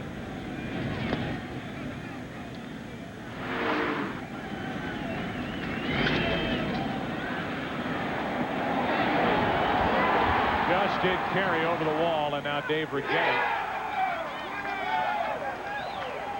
After that reaction from the Cardinal dugout and that from the Giants dugout, that range of emotion, Dave Righetti is going to go out and talk as action starts for the Giants out in their bullpen. It's a 3-run St. Louis lead in the 5th. Our RadioShack.com trivia question: which player the most RBIs in a single postseason? Huh? Anyone? Tim? No? I Yes. don't know. Sandy Alomar Jr. back in '97 at 19 RBIs. Wasn't that the year that he took Rivera deep? Right, for the 2-run home run to tie it, or to put Cleveland ahead in the bottom of the 8th inning in Game 4. And then Alomar won it with a base hit in Game 5. Our Sprint Virtual Manager question: should Dusty Baker pull Russell Ortiz rather? Aaron Foltz getting ready. And Ortiz, a big difference between Ortiz in this game compared to what we saw, and you and I did the game 5 in the division series. He's been able to get to 2 strikes, but trying to make that good out pitch just hasn't been close enough for the Cardinals to even offer at it. It's interesting. He hasn't fallen behind that many Cardinal batters. 3-3-2 counts. But it has been finishing off the Cardinals that has been his problem. Fell behind Pujols 2-0. Now it's 2-1. So Foltz gets loose. And Ortiz tries to navigate through the fifth. 2-2. That Sprint virtual manager question. We'll have that answer for you in a moment as Kerry Robinson is helping out Cannon Kyle. Cannon Kyle's done his part thus far. Trying to get Cannon to adhere to Major League Baseball rules. Down in the dugout as the count goes full. You can log on for these questions using foxsports.com or using PCS Vision from Sprint, and the answer is yes. And it may happen right away if Ortiz can't get Albert Pujols with the lefty Drew on deck. That will find the seats. Tino Martinez after Drew. How funny was it? Might have been a time to really laugh when a manager was booed, because there was such sentiment in this stadium for Cannon Kyle, a very sophisticated crowd here at Pac Bell. They knew, and they stood for a couple of minutes when Cannon was introduced. Immediately after him, Tony La Russa was introduced and boos, and I think even Tony laughed about it. Here's a 3-2 pitch. Pujols pops it up.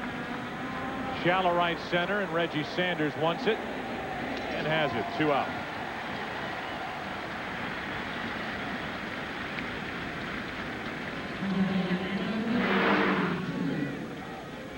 This is Matheny's home run. Giga. And the same fan on the Edmonds home run. Giga. Like a frog off a lily pad. He needs a milk carton. That's what he needs. With 2 out, J.D. Drew takes ball 1 low. Would you be willing to give up one of your milk cartons that we could send out to that guy? Absolutely. I would. I would. I mean, you'd make another one. Finish a half gallon of milk, make another glove. Here's a 1-0 pitch to Drew with 2 out.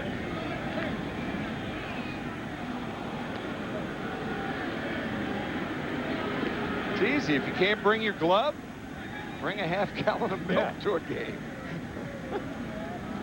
2 balls, no strikes.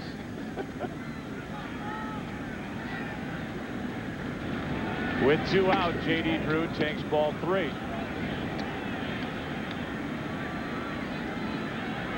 There's a glove there. Yeah.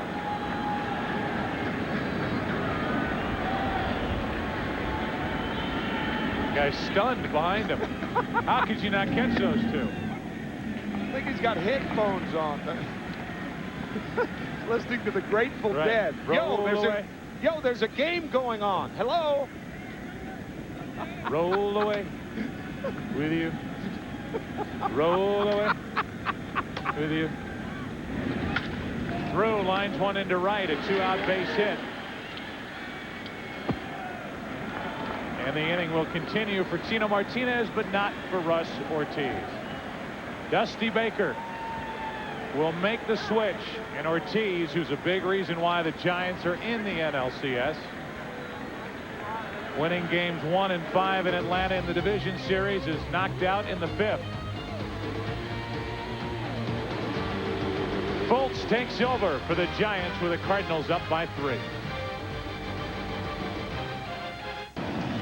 Fultz takes over for San Francisco.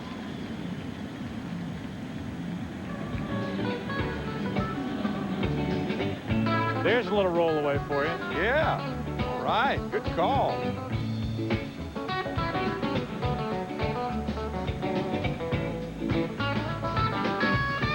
Can't come to San Francisco and not think of the dead.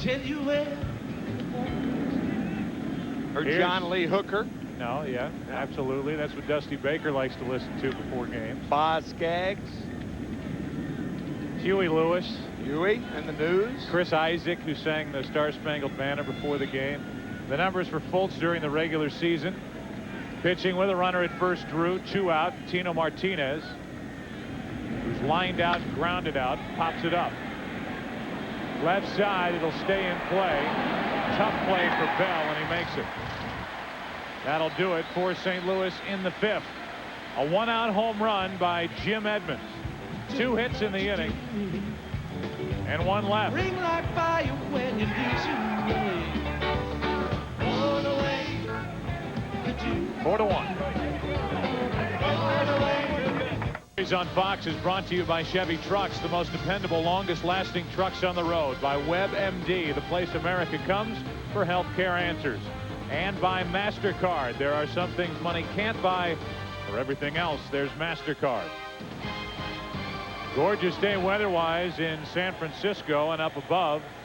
Coverage from on high is provided by the Saturn Lightship. Keep your eye on the sky when the Lightship visits a major sporting event near you. Wow. Here's Aurelia, and Chuck Finley misses up and away with ball one. Good time for the Giants to get something going with Aurelia, Kent, and Bonds. If anybody gets on Santiago before a crowd of 42,177.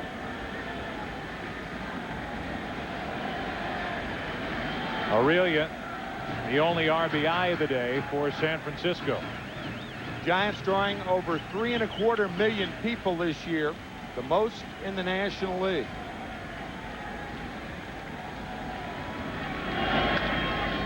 That's right side and out of play. And doing that, Tim, with a relatively speaking smaller ballpark, 42,000. They get a lot of standing room only fans that walk that concourse area out beyond the right field wall. But this is the prettiest stadium, I think, in the big leagues. And I said to a couple of the players, they don't even understand how pretty this ballpark is because they never get off the floor of this place. Yeah, you can't look at it from our view. McCovey Cove. Spectacular. The 1-1 pitch. Aurelia fights it off, fouls it off, strike two. This ballpark also made economic sense. Privately funded. In this day and age, privately funded ballpark sitting on only 12.5 acres. Only Fenway Park, Wrigley Field, comparable space, but just 12.5 acres.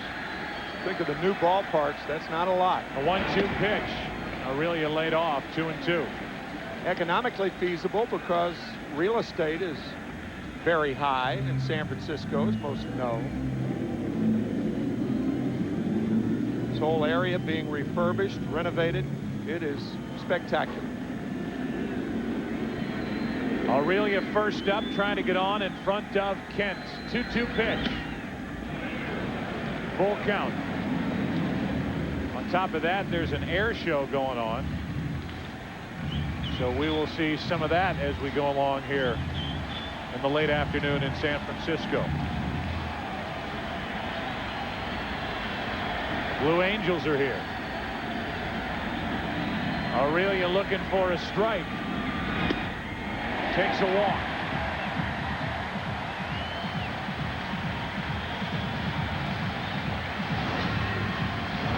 Our in-game box score for the Giants, sponsored by Chevy Trucks. Kenny Lofton hitless today. Aurelia has the sac fly. In fact, he sacrificed twice and now walked. Kent has a hit.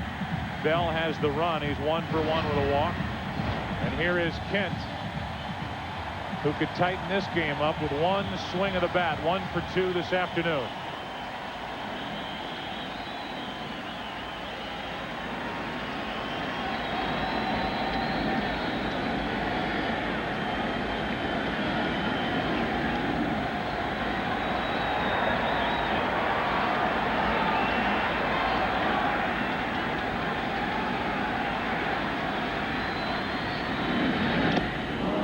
Breaking ball for strike one. That's been a good pitch today for Chuck Finley. It really has. Something other than the fastball and the splitter. He struck Santiago out with that pitch and gets ahead of Kent.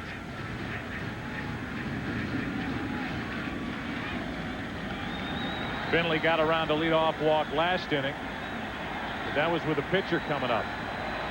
Now a leadoff walk to Aurelia with Jeff Kent at the plate. 1 ball, 1 strike.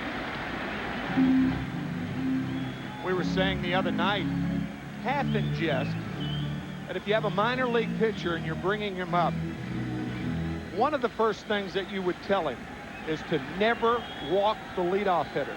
It seems like they always score.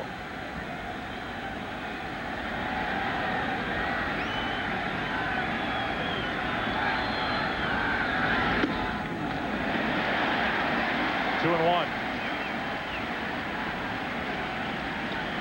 After Kent, it's Bonds.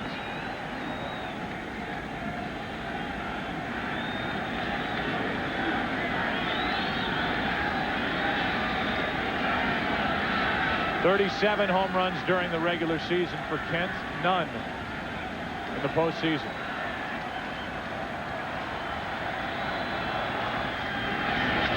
Base hit. 2 on with Bonds coming up.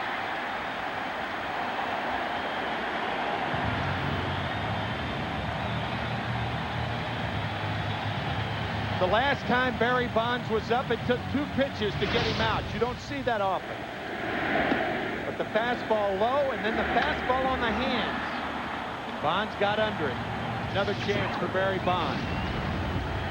The whole world was talking about Bonds and his failures in the postseason. A big reason why the Giants are here, getting past Atlanta. And now a chance for him representing the tying run at the plate in the 5th inning of Game 3.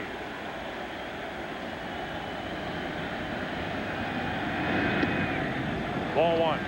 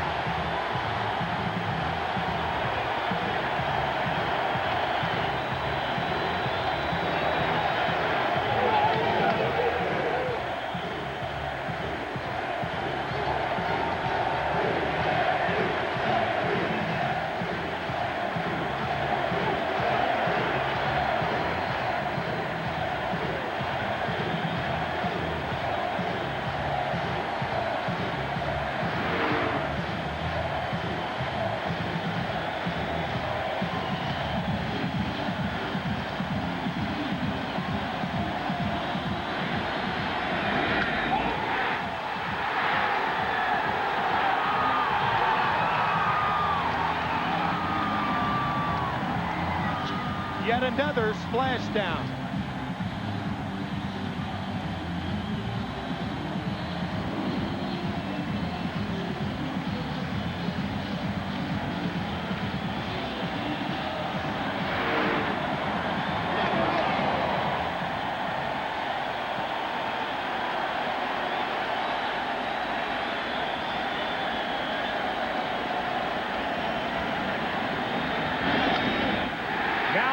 Hit into left field by Santiago. Marrero gets it back in, and the go-ahead run is on.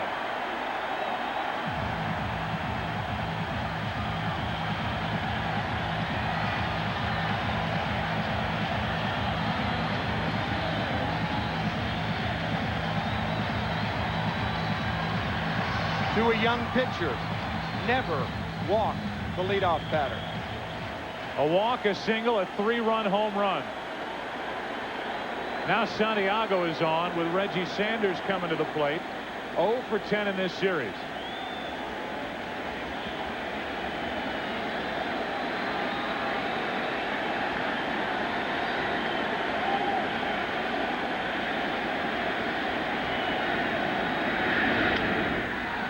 Sanders gets underneath it, and that'll be a tester. Renteria in foul ground, Pujols, and it's Pujols who has it. Not an easy play for the first out of the inning. That's an excellent play on the part of Pujols. And the Cardinals outfielders and infielders, there is no question they are having a tough time with the glare here at Pac-Bell. Renteria, fortunately not hurt, but watch how Edgar gets behind Pujols. And fortunately, in falling backwards, Pujols does not do more damage.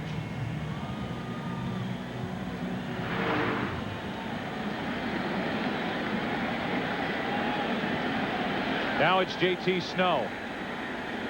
1 for 2 this afternoon with a single his first time up.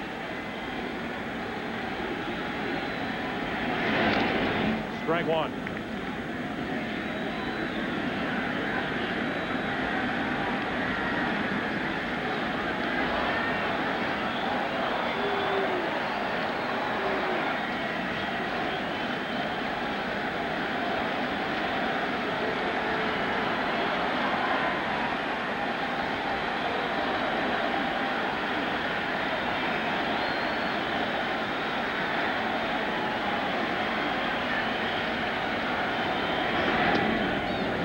One ball, one strike on Snow.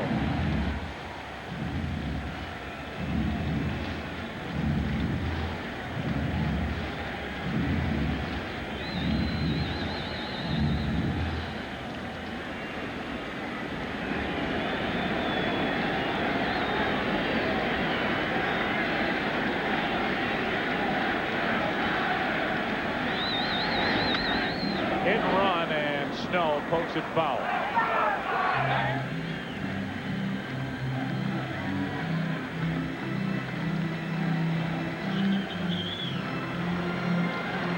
Dave Beers getting loose for St. Louis in their bullpen.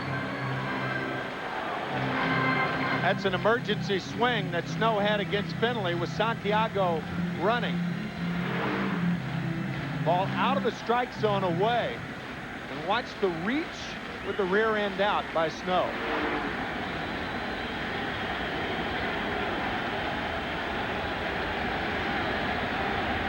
Here's a 1-2. Martinez down to second, back to first. 3-6-3 double play. Well, they said he didn't come up big in the postseason. He came in with 1 career postseason home run. Now he has 5, 4 this year, and first for Barry Bonds in NLCS play. With that, we go to the 6th. And a kiss for his son Nikolai as Barry delivers for the Giants again. 4-4 after 5. Oh boy, Joe. Series on Fox is brought to you by Sprint, introducing PCS Vision. Clearly a whole new way to look at wireless. Barry Bonds gives you a whole new way to look at home run hitters. The age of 38. Doing things he would think would be unimaginable, hitting .370 during the regular season, walking 198 times, still driving in 110 runs, and taking Chuck Finley on a pitch up and in out of the park into McCovey Cove to make it 4-4 as we go to the 6th. Jay Watasic is the new pitcher for San Francisco, and Eli Marrero's first up.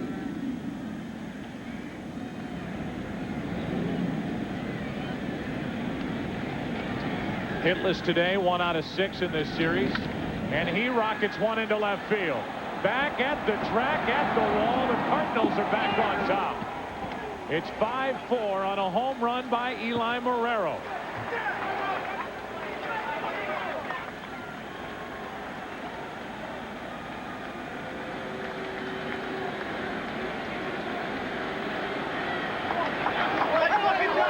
So a feisty greeting by the Cardinals and Marrero for Jay Watasic. The second pitch, boom.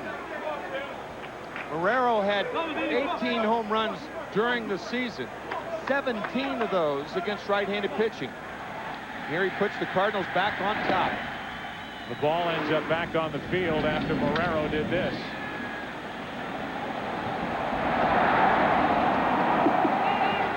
Hey, Joe, that swing looked like Eli was cheating a little bit on the inside fastball, looking for it, and he got it. Sometimes you look for it and you try to hit it out. Looked like he was looking for it and got it and did the job. Matheny's homered today. 8 chops, 1 to short. Now really has to back up. Perfect throw, 1 out. Well, Tony La Russa made the lineup changes prior to this game 3, putting Edgar Renteria in the number 2 spot. He has a deep fly ball for a sac fly, putting Drew in the number 5 spot. He's walked and singled. And Marrero getting the start to get a little extra pop. He homers to put St. Louis on top. And now Mike DeFelice is going to come off the bench and bat for Chuck Finley. Finley pitched well in the division series in game 2 in Arizona. Did not get the victory, but gave the Cardinals a chance to win it against Curt Schilling. And now Finley will exit with the Cardinals up 5-4 in the 6th inning.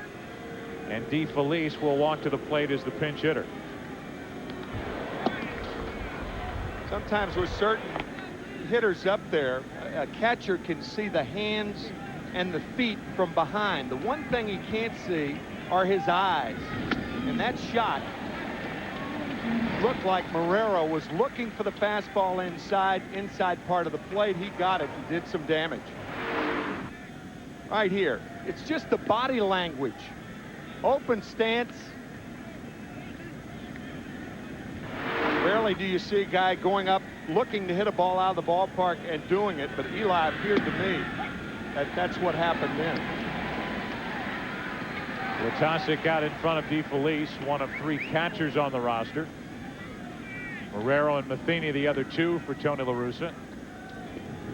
It's 0-2. Check swing grounder to Bell. True hop. Good throw. 2 out. Go to MLB.com to bid on special autographed and game-used items currently up for auction to benefit the September 11 Disaster Relief Fund. MLB.com. You can get game-used items. We're in the 6th inning of game 3. Watasic is on the hook. He's former Cardinal property. Jay Watasic. Eli Marrero has homered, and now Vigna batting with 2 out and nobody on.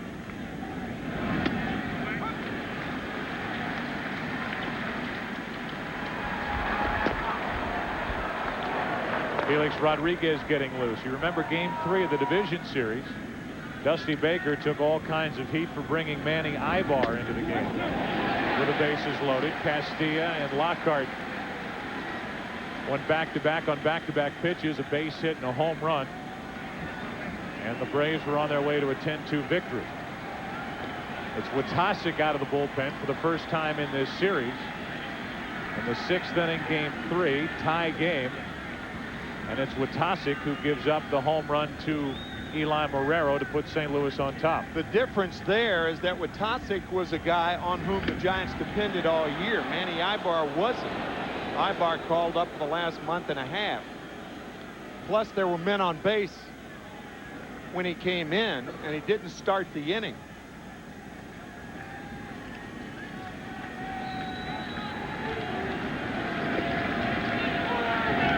Vigna took it just outside. 2 close pitches, and the Giants don't get the call. It's 2-2. Breaking ball that went around the plate. Close.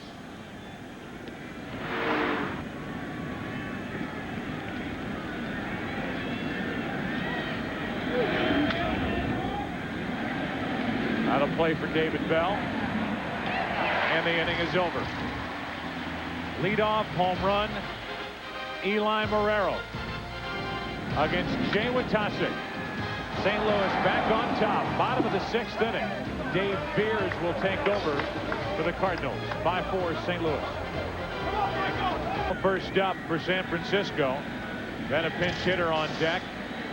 And Kenny Lofton against Dave Beers. Cardinals lead 5-4 as a strike is in at the knees to David Bell. Beers, the former closer for the Cardinals.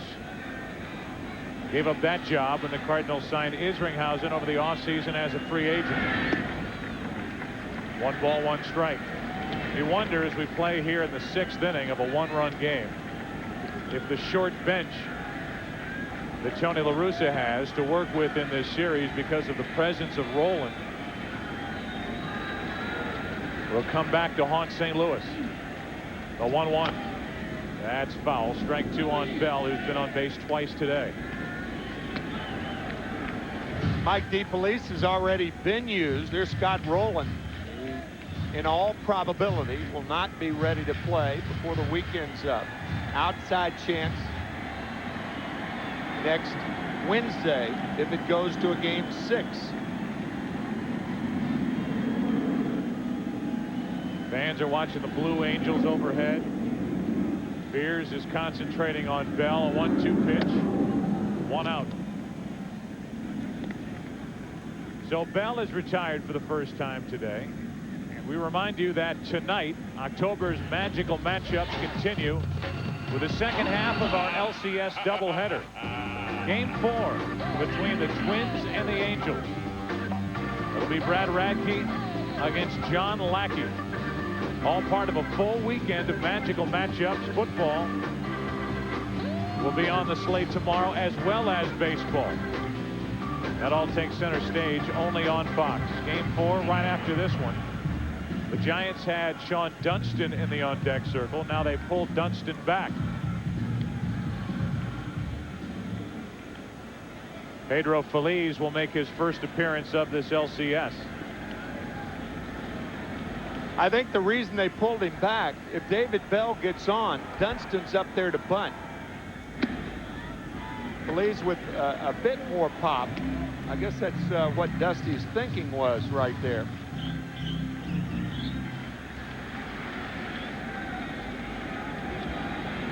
A 1-0 pitch. Feliz pops it into center field. Edmonds back on the track at the wall to pull it in 399 feet away.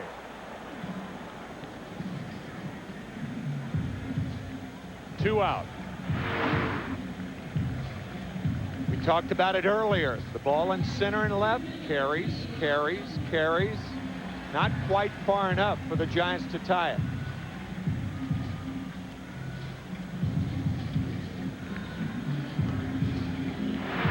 So with 2 out, nobody on, here's Kenny Lofton. Go on, Kenny.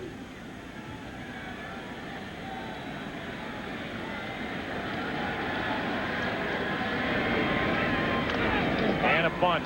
Matheny, it's a fair ball, and the inning is over. Lofton with a look back at the home plate umpire, Dale Scott. Scott called it a fair ball. No argument from the Giant dugout. And a 1-2-3 6th inning for Veers. Cardinals lead by 1. Back after this from your local Fox station. Felix Rodriguez is the new pitcher for San Francisco. The numbers, I think, Tim, are a bit misleading. You see an ERA of 4.17, a record. You see 6 losses on the record. But this is a guy who, as the season has worn on and now the postseason has picked up, he just seems to be getting better and better. He became angry earlier in the year, and we talked about use your left hand. He pounded that right hand against a wall in the dugout. It hurt enough, not enough to put him on the DL, but enough to affect his performance. And he was dropping his arm down earlier. That's one of the earlier in the year. That's one of the worst things a pitcher could do, because he gets under the ball and pushes it toward home plate. Now he's on top of the ball and throwing it hard. Renteria pops it up foul. It's behind home plate and into the seats. Our Sprint virtual manager question is something that we brought up last half inning. Will the short bench be an issue for St. Louis? It may be before the end of this game. 1-run game, 7th inning. Tony La Russa now has only 3 left over there. Robinson, Eduardo Perez, and Miguel Cairo consider Rolen unusable, and that is the case with Scott Rolen. They hope maybe he could play on Monday if this series goes that far. We have a little break in the action, I believe, because they're waiting for a flyby from the Blue Angels. So instead of it being in mid-pitch, here it comes in the 7th.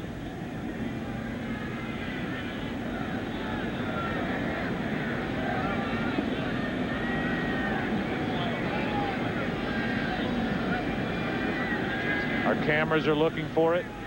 The umpires are looking for it. They said 3:45. The scoreboard clock says 3:44. So the Blue Angels get another minute according to the scoreboard here at Pac-Bell Park. Here it is.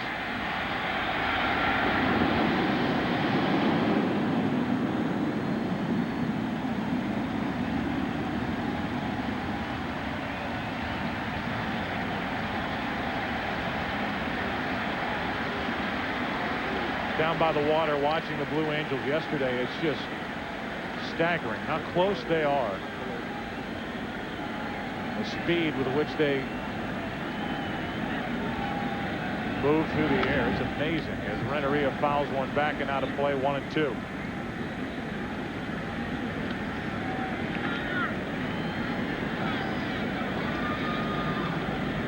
Talk about synchronicity. Oh. Oof.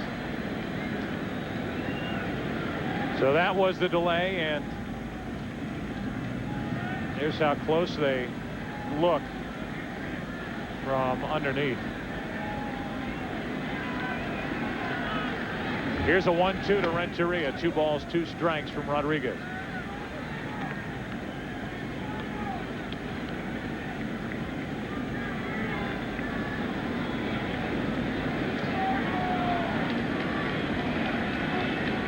Edmonds and Pujols will follow as the Cardinals will try to add to what is a 5-4 7th inning lead.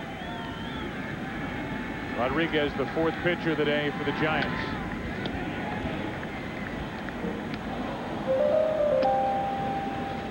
Our Sprint Virtual Manager question, and the answer, 63% believe that Tony La Russa will have his hands tied later in this game, because now he's left with only 3 position players on his bench. If the Cardinals relievers do the job that they've done in the first 2 games, he won't need that bench.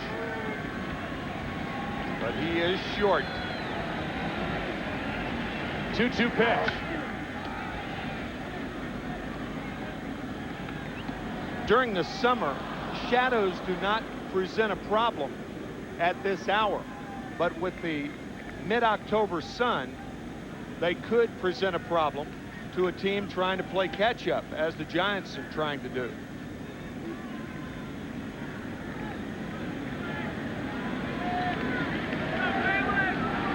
Renteria in a battle with Felix Rodriguez.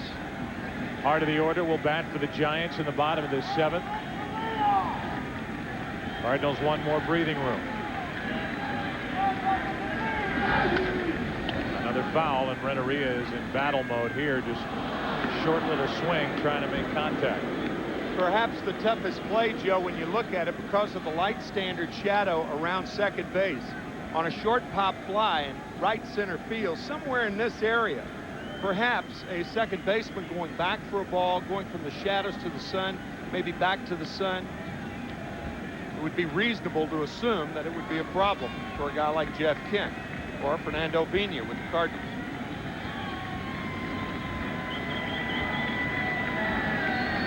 Here's a 2-2. Full count.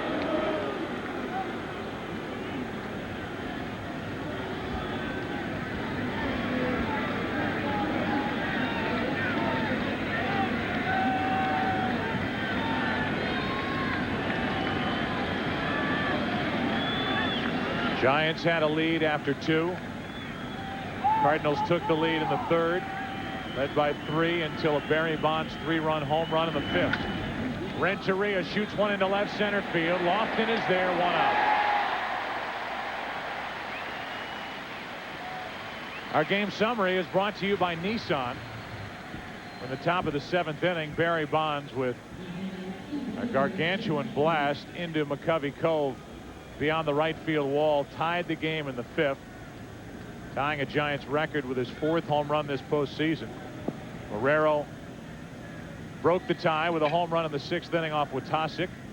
Matheny, his first career postseason home run and first since late April. The Giants have 4 straight postseason wins. They've never won 5 straight. This franchise has it. As they try to go up 3-0. Cardinals trying to give themselves a chance tomorrow to tie the series. With 1 out, Edmonds. Back in the 5th. Went the other way.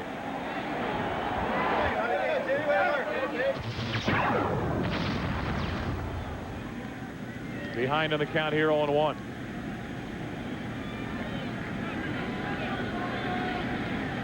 "28 home runs during the regular season. That was his second of the postseason. Hit one off Randy Johnson in Game 1 of the division series. 0-2.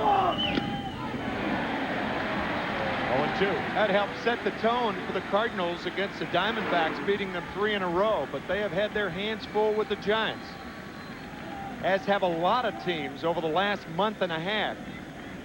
Giants winning their last 8 games. We said it the other night, 25 of their last 33.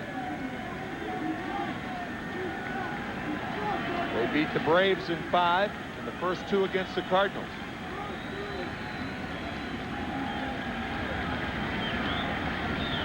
And 0-2. Not close. Aurelia, Kent, and Bonds will bat in the bottom of the inning. A postseason slugging percentage of .716. Joining Ruth, Gehrig, and Aaron.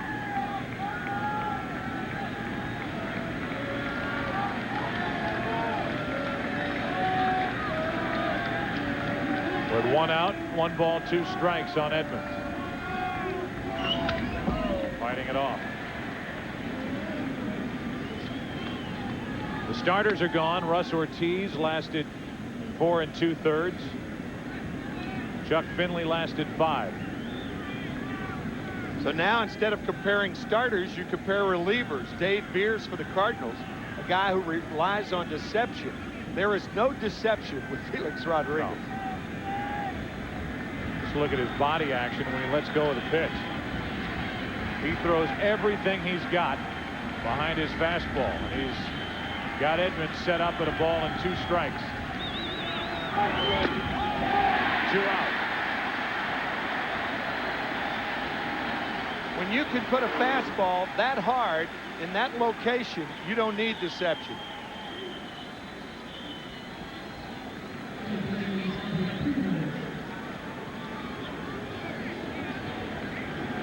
What Joe was talking about. Looks like he's releasing an anvil when he throws it home. Converted catcher. Here's Albert Pujols for the bases empty, 2 out. Pujols has doubled, walked, and flied out.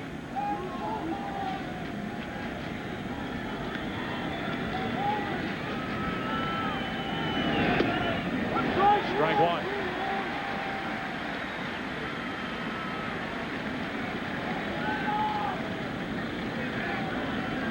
The breaking ball velocity from Rodriguez is about what Beers throws with his fastball, 89 miles per hour. He could get that slider up to 91, 92. Doesn't get the corner. 1 ball, 1 strike. But a lot of hitters, when they talk about pitchers like Rodriguez, how does the ball feel off the bat? It's very, very important. And when you hit against a guy like Rodriguez, it's heavy off the bat. Even when you center it, there's a clang, there's a reverberation in the bat. Albert Pujols with a line drive to left, right at Barry Bonds, and the inning comes to a close. The big bats coming up for the Giants. Time to stretch in San Francisco. Bonds due up 3rd. Giants down by 1. Championship Series on Fox is brought to you by Budweiser, delivering beer at its best with the crisp, clean, and refreshing taste known only to the king of beers.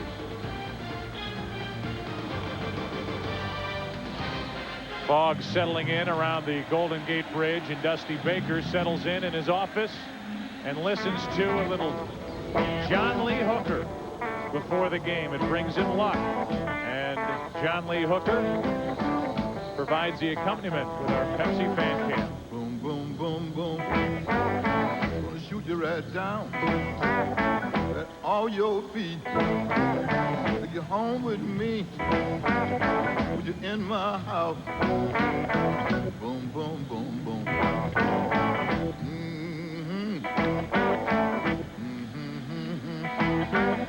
I love to see you walk, moving down the floor. Talking to me, that baby talk. I like it like that.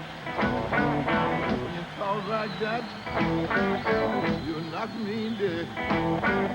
That on my feet. Ow, ow, ow, ow. Whoa.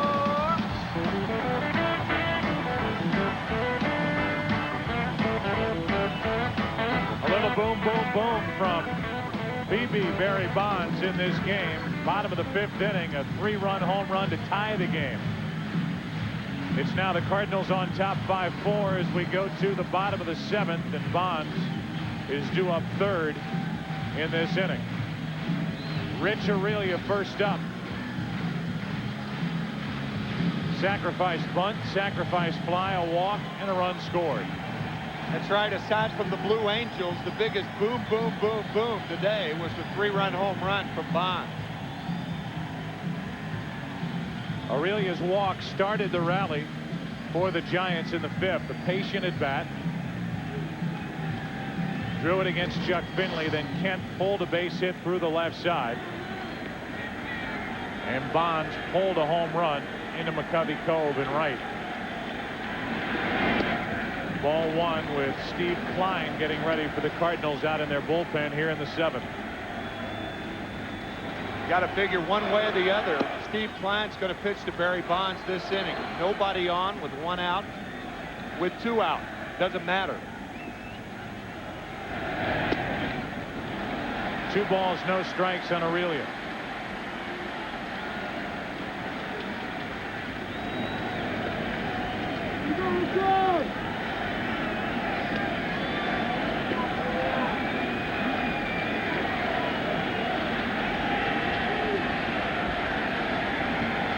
Aurelia 2 home runs in this series, goes deep to center. Back is Edmonds. Off the wall. Aurelia, a leadoff double.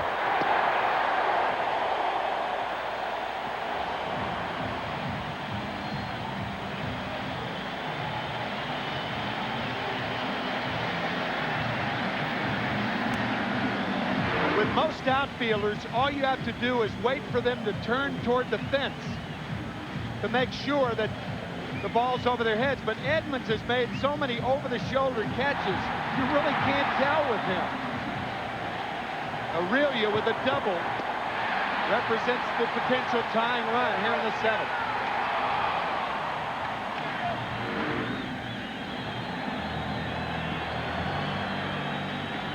I am really surprised Pujols at 3rd and Martinez at 1st are up. No way Kent's going to be bunting here.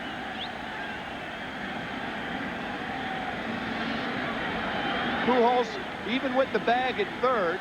Martinez in front of the bag at first base. Kent can drive the ball to right field on the ground too. They should be back 3 steps.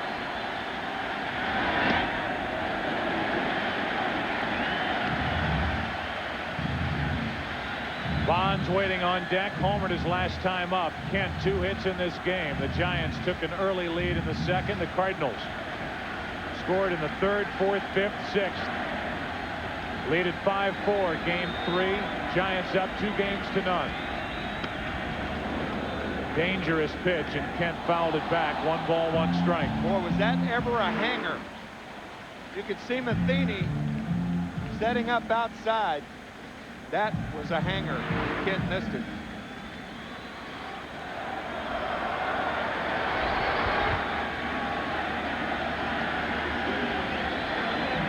A 1-1 to Kent.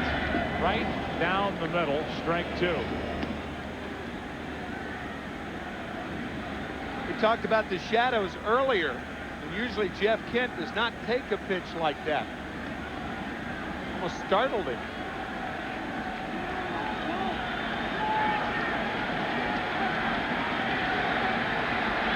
Kent on 1 and 2 takes ball 2.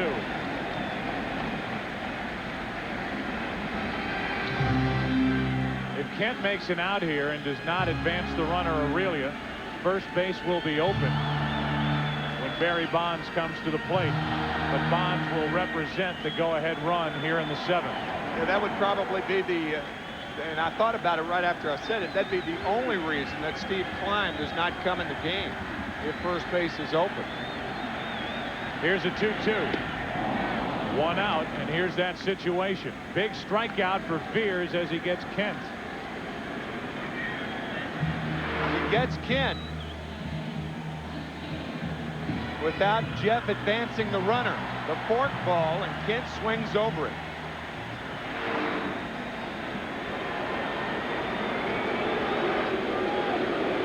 Here comes the intentional pass.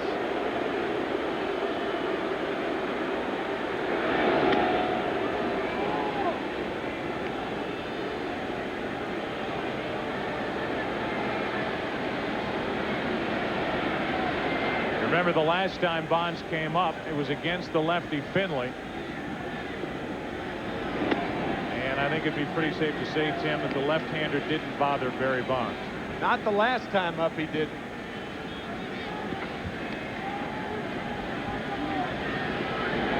This will be ball 3. It'll set up a 2-on, 1-out situation for Benito Santiago, who grounded into 19 double plays this year.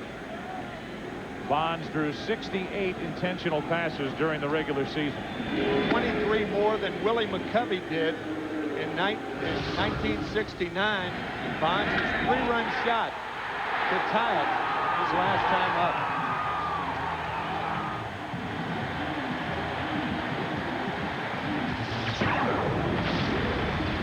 Now Dave Duncan is out to the mound to talk to Dave Veers as Klein stops throwing. And it's going to be Veers against Santiago. And yet another chance for the guy batting behind Barry Bonds to do the damage.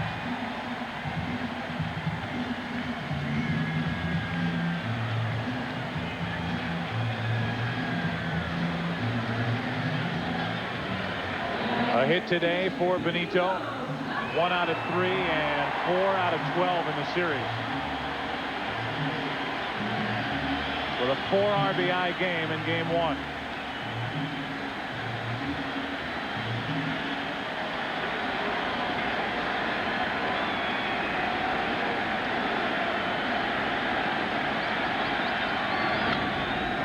A jam shot that gets under the glove of Veers. Vigna throws safe at first and the bases are loaded.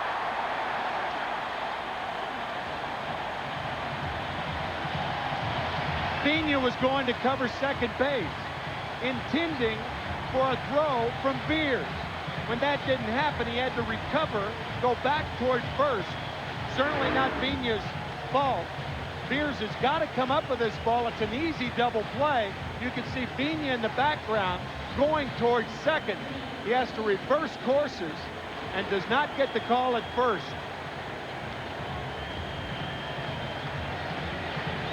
I'm a little surprised that Vigna was covering. You hear that a lot. Who's going to cover on the play? And Renteria covered, even though Santiago is a right-handed batter. That was a very, very close play. But if Renteria covers on the play, Vigna gets at least 1 out.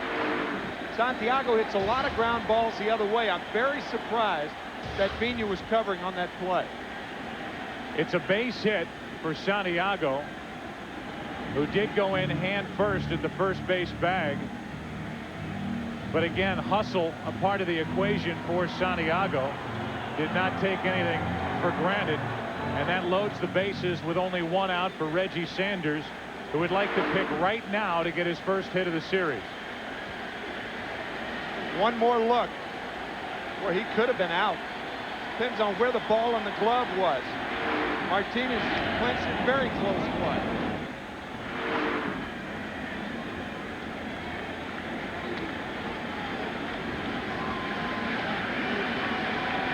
He's safe. Proper call made by Jeff Kellogg, the first base umpire. Santiago was safe.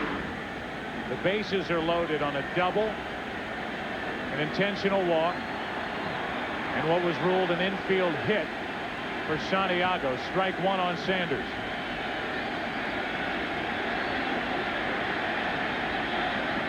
A hit could give the Giants the lead. Matheny out to block it.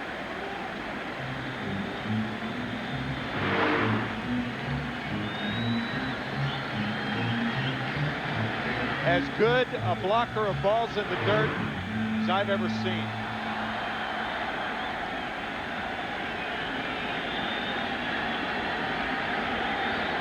Had a chance with the bases loaded in the first and flied out to center.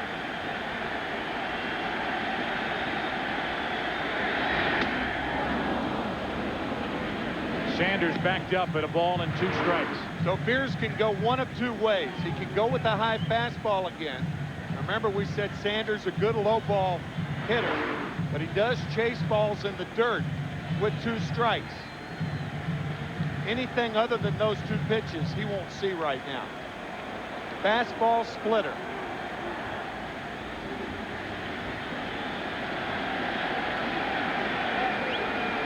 Time called at the plate. Well, you've got Sanders up now and the left-handed hitting J.T. Snow on deck. Joe, I can well imagine what Matheny and Beers are talking about right there. They've got to be sure. If you're going to go with the high fastball, you're going for the strikeout. If you go with the splitter, you're going for the double play. On the other hand, Reggie Sanders is a good low ball hitter. The splitter, to be effective, has got to be down.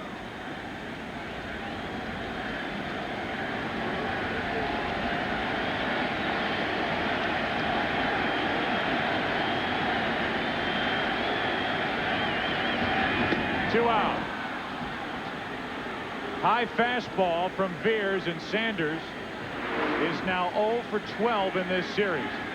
I think that's the right call in that situation, not because of the result, but percentages are in your favor for the strikeout as opposed to the double play ball. Just misses it. May have gotten a piece of that. Well, that strikeout will be the end of the day for Dave Beers. And it's going to be Steve Klein coming out of the bullpen for St. Louis. J.T. Snow, the scheduled hitter for San Francisco. Cardinals clinging to a 1-run 7th inning lead.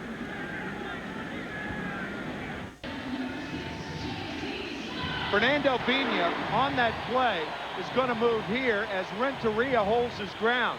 The ball, on the other hand, goes under the glove of Beers.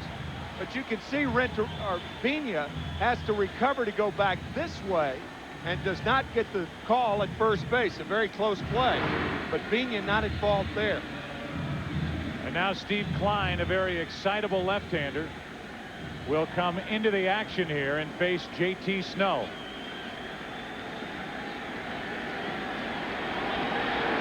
Bases loaded, 2 out, 5-4, bottom of the 7th. St. Louis on top. And Klein starts with strike 1. Snow thought it was high. Matheny sitting inside. Borderline pitch.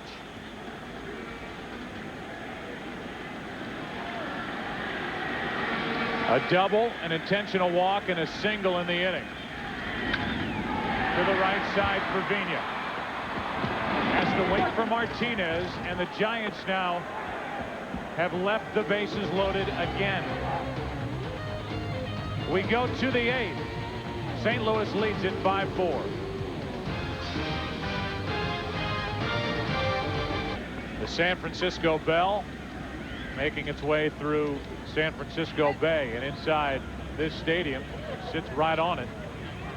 A terrific Game 3. And I mean, I say terrific because we've seen just about everything. We've seen a dramatic home run by Barry Bonds. We've seen Matheny, Marrero, and Edmonds all go deep for St. Louis as Drew takes a strike from Scott Air, the new pitcher. And then these defensive plays that are just crazy at this time of year. This has been a game filled with them. Cardinals back-to-back in the first and second inning with some of the most confusing defense we've seen in some time, and here they are with a 1-run lead. And even on the other side, the Cardinals' first rally started on a strikeout and a wild pitch and a misplayed ball in center by Lofton that went for a double. The numbers for Scott Air during the regular season. We've seen a boat sinking out in the bay that the Coast Guard had to help as Drew's reaching for it, pops it into center. Kenny Lofton is there, 1 out.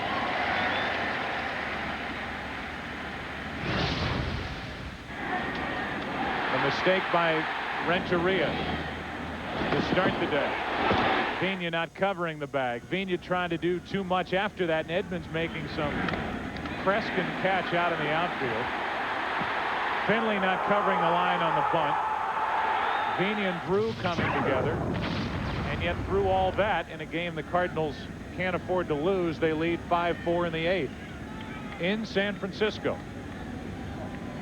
1 out, nobody on. Here's Tino Martinez, 0 for 3 today. Strike 1. Not nearly as blatant, the play by Dave Beers. If Dave stays down on the ball, they have a double play to end the inning. And that did load it up, but they got the strikeout of Reggie Sanders, and Steve Klein got JT Snow on a ground ball to end the inning. 1 out, nobody on. Martinez takes it low. Maybe the biggest contribution that Tino Martinez has made in today's game, and I say this seriously, not trying to be smart about it, was digging the ball out of the dirt on that throw from Vigna on the ball hit by Santiago. Getting the ball on a short hop. If that ball skips past Martinez, the Giants are on top here in the 8th. That's right, and it could be worse.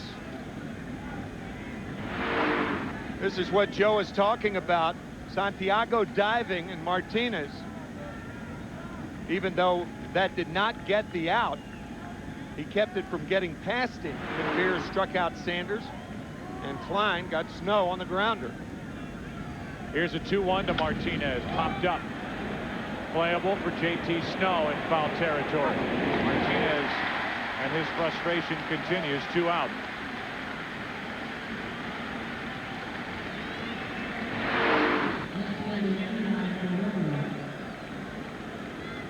Back to the play that we talk about. Benito Santiago did get his hand on the bag before the glove closed around the ball on the throw from Vigna. And Veers got the strikeout. Tell you, Steve Joe, Klein came in to end the inning. if I could tell a young pitcher about where to tie up a left-handed hitter from a left-handed pitcher, that is an ideal pitch. It's just inside. It's just high.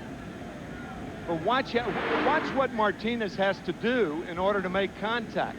He's trying to pull the hands in. He's trying to get the good part of the bat on the ball, and does neither. So with 2 out, nobody on, and Marrero coming up, we ask you again, what did you decide? What is the most memorable moment in Major League Baseball history? Tune in to the pregame show prior to Game 4 of the World Series to see the winner of the MasterCard Presents Major League Baseball's most memorable moment. Live on Fox, 8 Eastern on Wednesday, October 23rd. Here is Marrero, and a chopper to Bell. Had a tough time with the sun. Low throw and out at first as Snow dug it out on the other end. Bell a tough time seeing it. No time to put the glasses down. Made the stop. The low throw, and JT Snow on the other end. A 1-2-3 ace for Scott Air. On Fox is brought to you by T-Mobile. Get more minutes, more features, more service. By Pepsi Blue, the new fusion of berry and cola. It's the mix. And by Nissan and your Nissan dealer. Live shots of San Francisco. You can see the fog rolling in. This beautiful city as we move to the bottom of the 8th. And the Giants bat down by 1. 5-4 St. Louis, Game 3. NLCS with the Giants up 2-0. David Bell against Steve Klein. And ball 1. I think what Tony La Russa is thinking right now, Bell batting 8th. You have Steve Klein pitch to Bell. And then Dusty Baker could announce the right-hander, and that's when you bring the right-hander, Rick White, in to pitch to Tom Goodwin. Bell floats one into center, and David Bell is on base again. Third time he's done that, and it comes here leading off the 8th. And that's the problem when you try to get through the leadoff batter. La Russa was going to take him out if he got Bell out, because that way you would waste another player, and it would be Sean Dunston. Now Dunston up there to bunt off the end of the bat. A little flare to center to start the Giants' 8th. Now you leave the right-handed Dunston in there because Lofton's on deck. So you got Klein pitching to Lofton if the bunt's successful.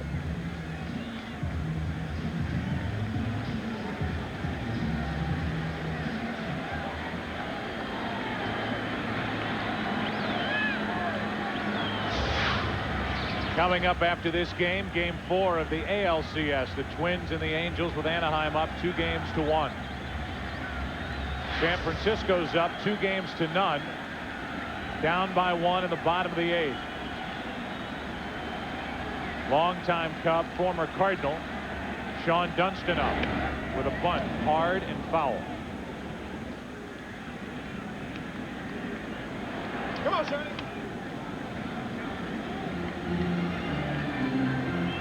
Talking about pinch hitting and how difficult that is. Pinch bunting can be at least as difficult. Saw that graphic. Last inning, it was a leadoff double by Aurelia. With Kent and Bonds coming up, Santiago, Sanders, and the Giants did not score. They've only plated the leadoff runner once this afternoon. A hit by Bell. And an 0-1 to Dunston. Out at first, sacrifice good, 1-4. Down to second, the tying run, David Bell.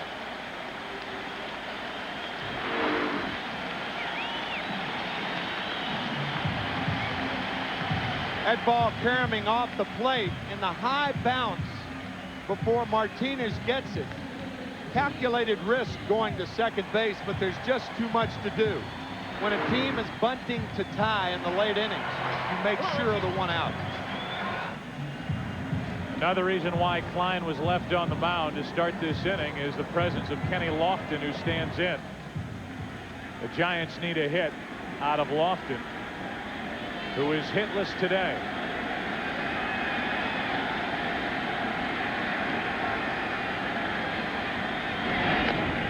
Off the plate, Klein. 2 out. Kenny Lofton does not have a hit since he took exception to that pitch up and in Game 1. 0 for 9 since then. Make that 0 for 10 since then. A slider on the outside corner. And an easy play for Klein. Might say, why didn't David Bell go to third on that ball? It's very difficult if you're on at second base to see exactly where that ball is. They're just waiting right here. That's what David Bell did. He took a couple of steps and then thought, no, not worth the risk. And here comes Tony La Russa. Rick White is coming in the game. A leadoff hit, the good bunt by Dunston. Lofton made the out. Runner at second, 2 gone. Giants down by 1. And Kyle, whose father Darrell passed away this summer, was brought in to help energize this Cardinal team. And we mentioned at the beginning of the day that Cannon's mother, Flynn, told him before he got here, look, go around to as many of the Cardinal players as you can find and tell them, don't give up. Remind them of what your dad told all these players when he was the leader of this team in his years with the Cardinals. Well, young Cannon was talking with Scott Rowland earlier in the day, and they weren't talking about such serious things. How old are you, Cannon? 5.5. 5.5. Can you drive yet? No. When do you get to drive? When I'm 15. When did you get to drive? I could drive when I was 16 too. I thought maybe they changed it though.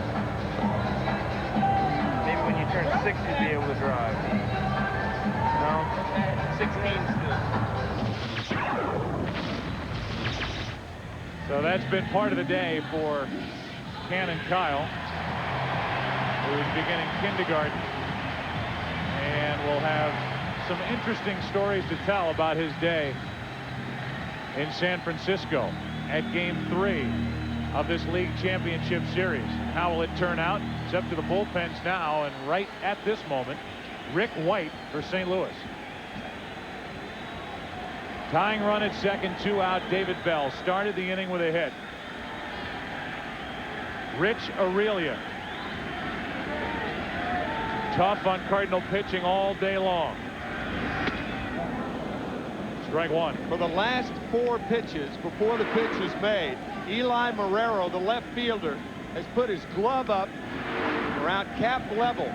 It has got to be very, very difficult to see if you're in left field. We saw it with David Bell the last half inning at third base. Marrero's got the glasses flipped up, that eye black on, hat pulled down low. Here's an 0-1 pitch to Aurelia, trying to tie it with a hit. That's on the outside corner, 0-2. And Aurelia spins out of there, upset that this was called strike 2 from Dale Scott. After the fastball, the slider. Sometimes a pitcher will catch a front corner with that pitch. A catcher catches it 4 inches outside. Good pitch from White. Tying run at second with 2 out. 8th inning, Game 3.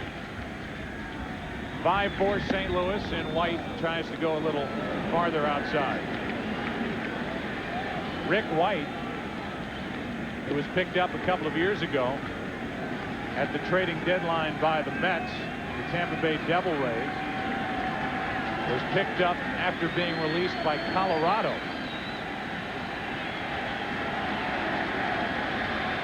And he's been a big part of this Cardinal bullpen ever since. 1-2 pitch to third. Pujols, low but out, and the inning is over. Albert Pujols is checked on for the first time today, moving into the infield, and this game goes to inning number 9, Game 3, 5-4 St. Louis. Downtown San Francisco, by the East Bay, and in particular McCovey Cove, and in full view of sailboats near and far, tankers as well, is this ballpark. We're inside. We move to the 9th inning of Game 3. Cardinals desperately trying to hang on to this lead in this game and their hope in this National League Championship Series. Tim Worrell takes over, and Matheny pops up the first pitch. JT Snow wants it. Has it, 1 out.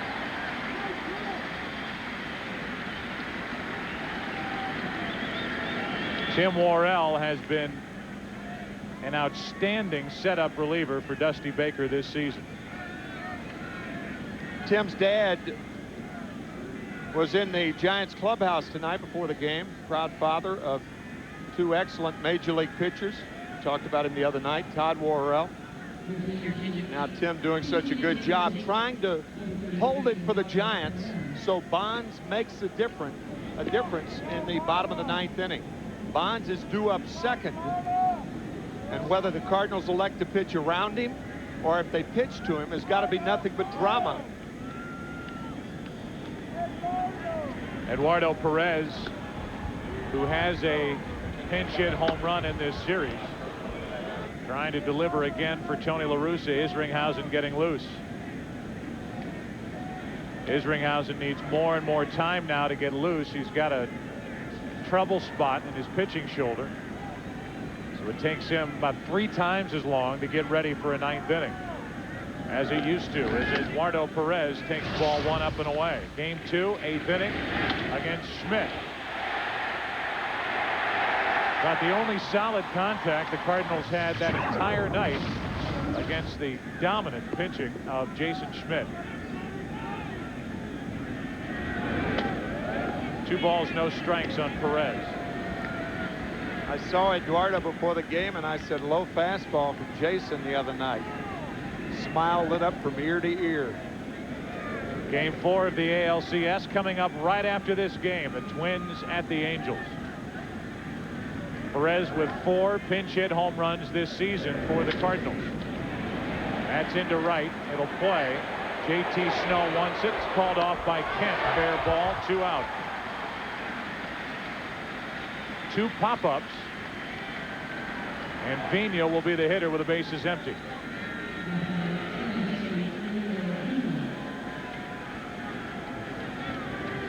We have a shot at a rather exciting bottom of the 9th inning. Oh, man, I should say. Kent, Bonds, Santiago. And right now it appears it'll be a 1-run St. Louis lead for Jason Isringhausen.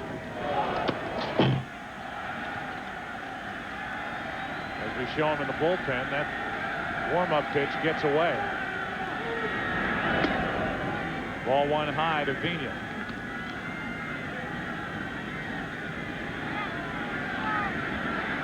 Rancheria would follow. Vina has been on base once. Has 2 hits in this series. That's it.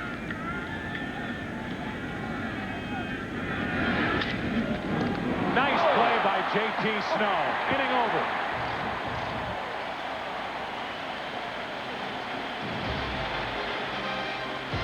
What a play. Taking a hit away from Vina and sending us into the bottom of the 9th inning in Game 3 of the 2002 NLCS. Who's coming up? Who else? Kent, Bonds, Santiago. 5-4, St. Louis.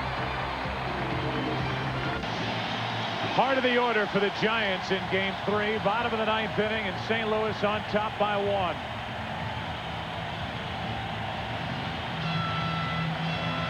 Jason Isringhausen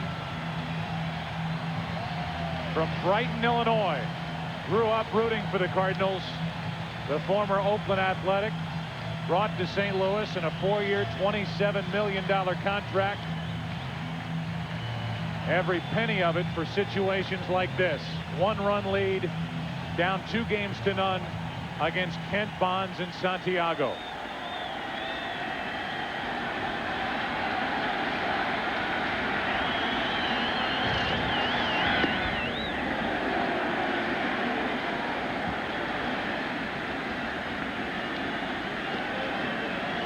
Kent 2 hits today, no home runs this postseason, 37 during the regular year. Nasty pitch, 1 ball, 1 strike. Cut fastball on the outside corner. You could see Matheny setting away. That's where he got it. You could even see the ride on the last several feet of that pitch. For the most part, Isringhausen, a 2-pitch pitcher.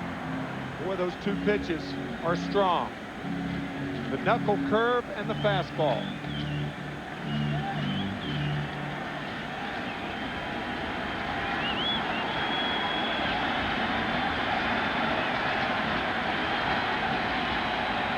The 1-1. Good pitch again. 1 ball, 2 strikes. Same pitch selection. Cut fastball.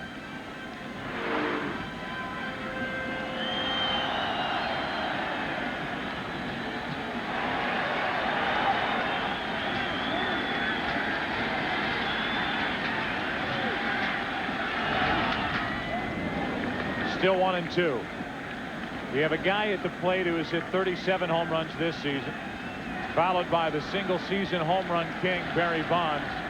Isringhausen has not allowed a home run since August of 2001.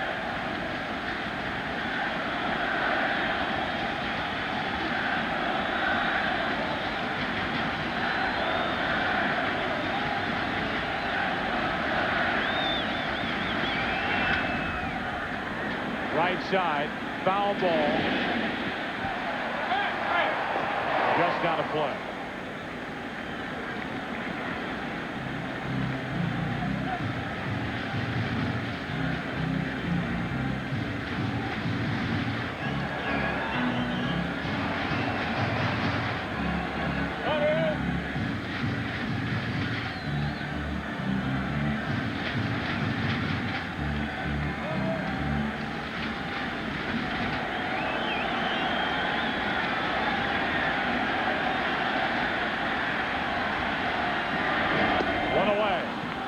Breaking ball from Isringhausen.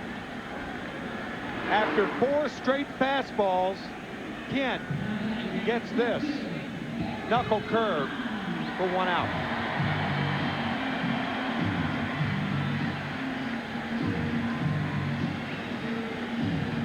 By getting Jeff Kent, you bring Barry Bonds to the plate in a spot where the best he can do is tie the game. Tony La Russa telling us before the game that with that situation in the right shoulder of Isringhausen, and he may get some work done over the offseason, it's cut his velocity down a bit, but it's made him more of a pitcher instead of trying to blow it by everybody at 97. Strike 1 from Isringhausen. Before that pitch, you saw Tony La Russa getting the attention of Edgar Renteria, the shortstop, who was playing on the left side of second base. He moved him over for the shift. 0 for 11 in his career against Isringhausen. Bonds takes ball 1. I think the Cardinal thinking is right here. It's a different situation than if it were a tie game. When you need a home run to tie, I think you pitch to him.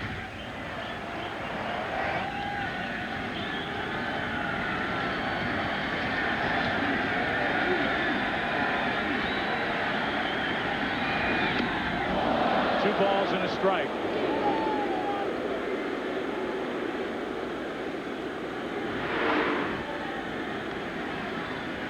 Riding fastball.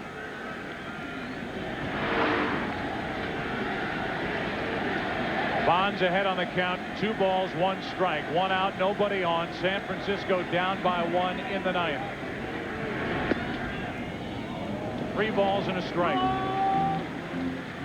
You're used to pitching around Bonds so many times that often you don't get a close pitch. An umpire will guess ball.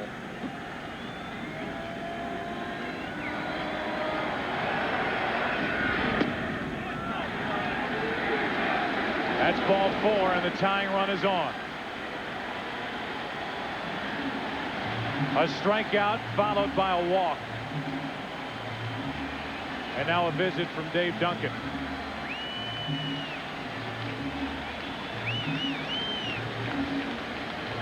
Let's look at the sequence on Barry Bonds from Jason Isringhausen. That was a backdoor breaking ball to start him off. Then the knuckle curve misses. Fastball way inside. With the count 2-1, a very close fastball. And he misses with a very close breaking ball. Gene Kleins, the hitting instructor for the Giants, talked about the change in Santiago, a guy who hit .278 during the regular season, 16 home runs. He said the biggest change in Benito is that he will go up the middle and go into right center field more now than ever. The Cardinals haven't played that way. Strike 1 from Isringhausen. Tying run at first, 1 out here in the bottom of the 9th.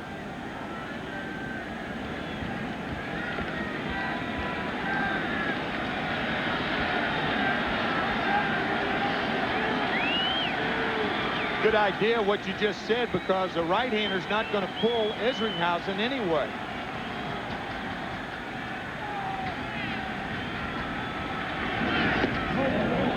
Santiago wouldn't chase it. 1-1.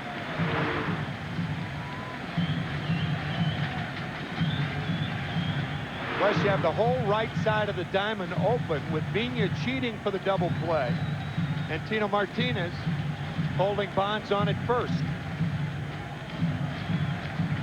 Bonds 0 for 11 against Isringhausen. Santiago 4 out of 9 against the Cardinal right-hander. Bonds is running. Santiago fouls it back. Strike 2.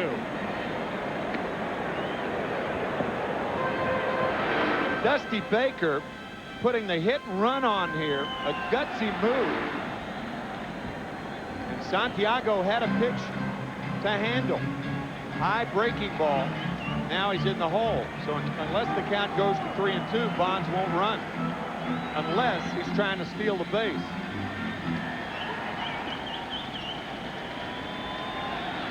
So an aggressive play put on by Dusty Baker. Santiago could not put the ball in play. And now he's set up at 1-2.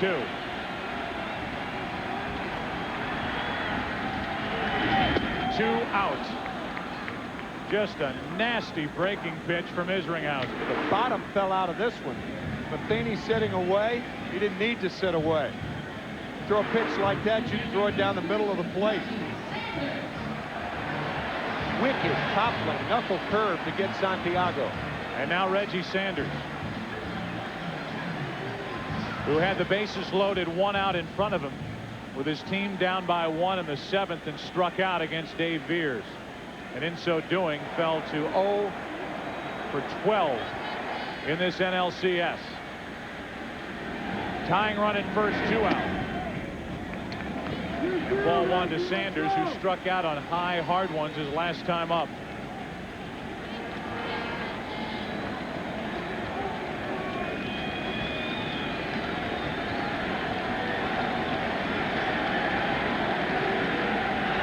By 4, St. Louis trying to win. The Giants' advantage will be 2 games to 1.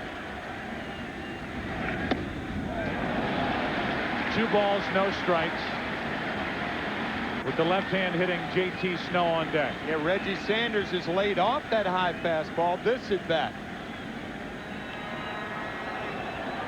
Nobody warming for the Cardinals.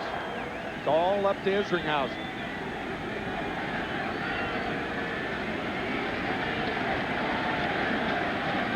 On 2-0, Sanders can't catch up. 95 miles per hour, strike 1. This fastball a little lower. Isringhausen needed a strike. He can't go back up the ladder until he gets another strike on Sanders.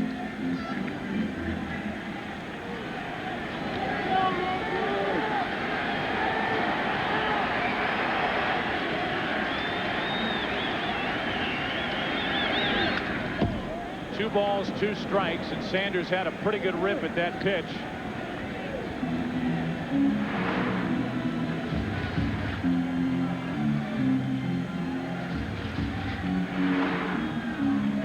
Off the end of the bat, 2 balls, 2 strikes.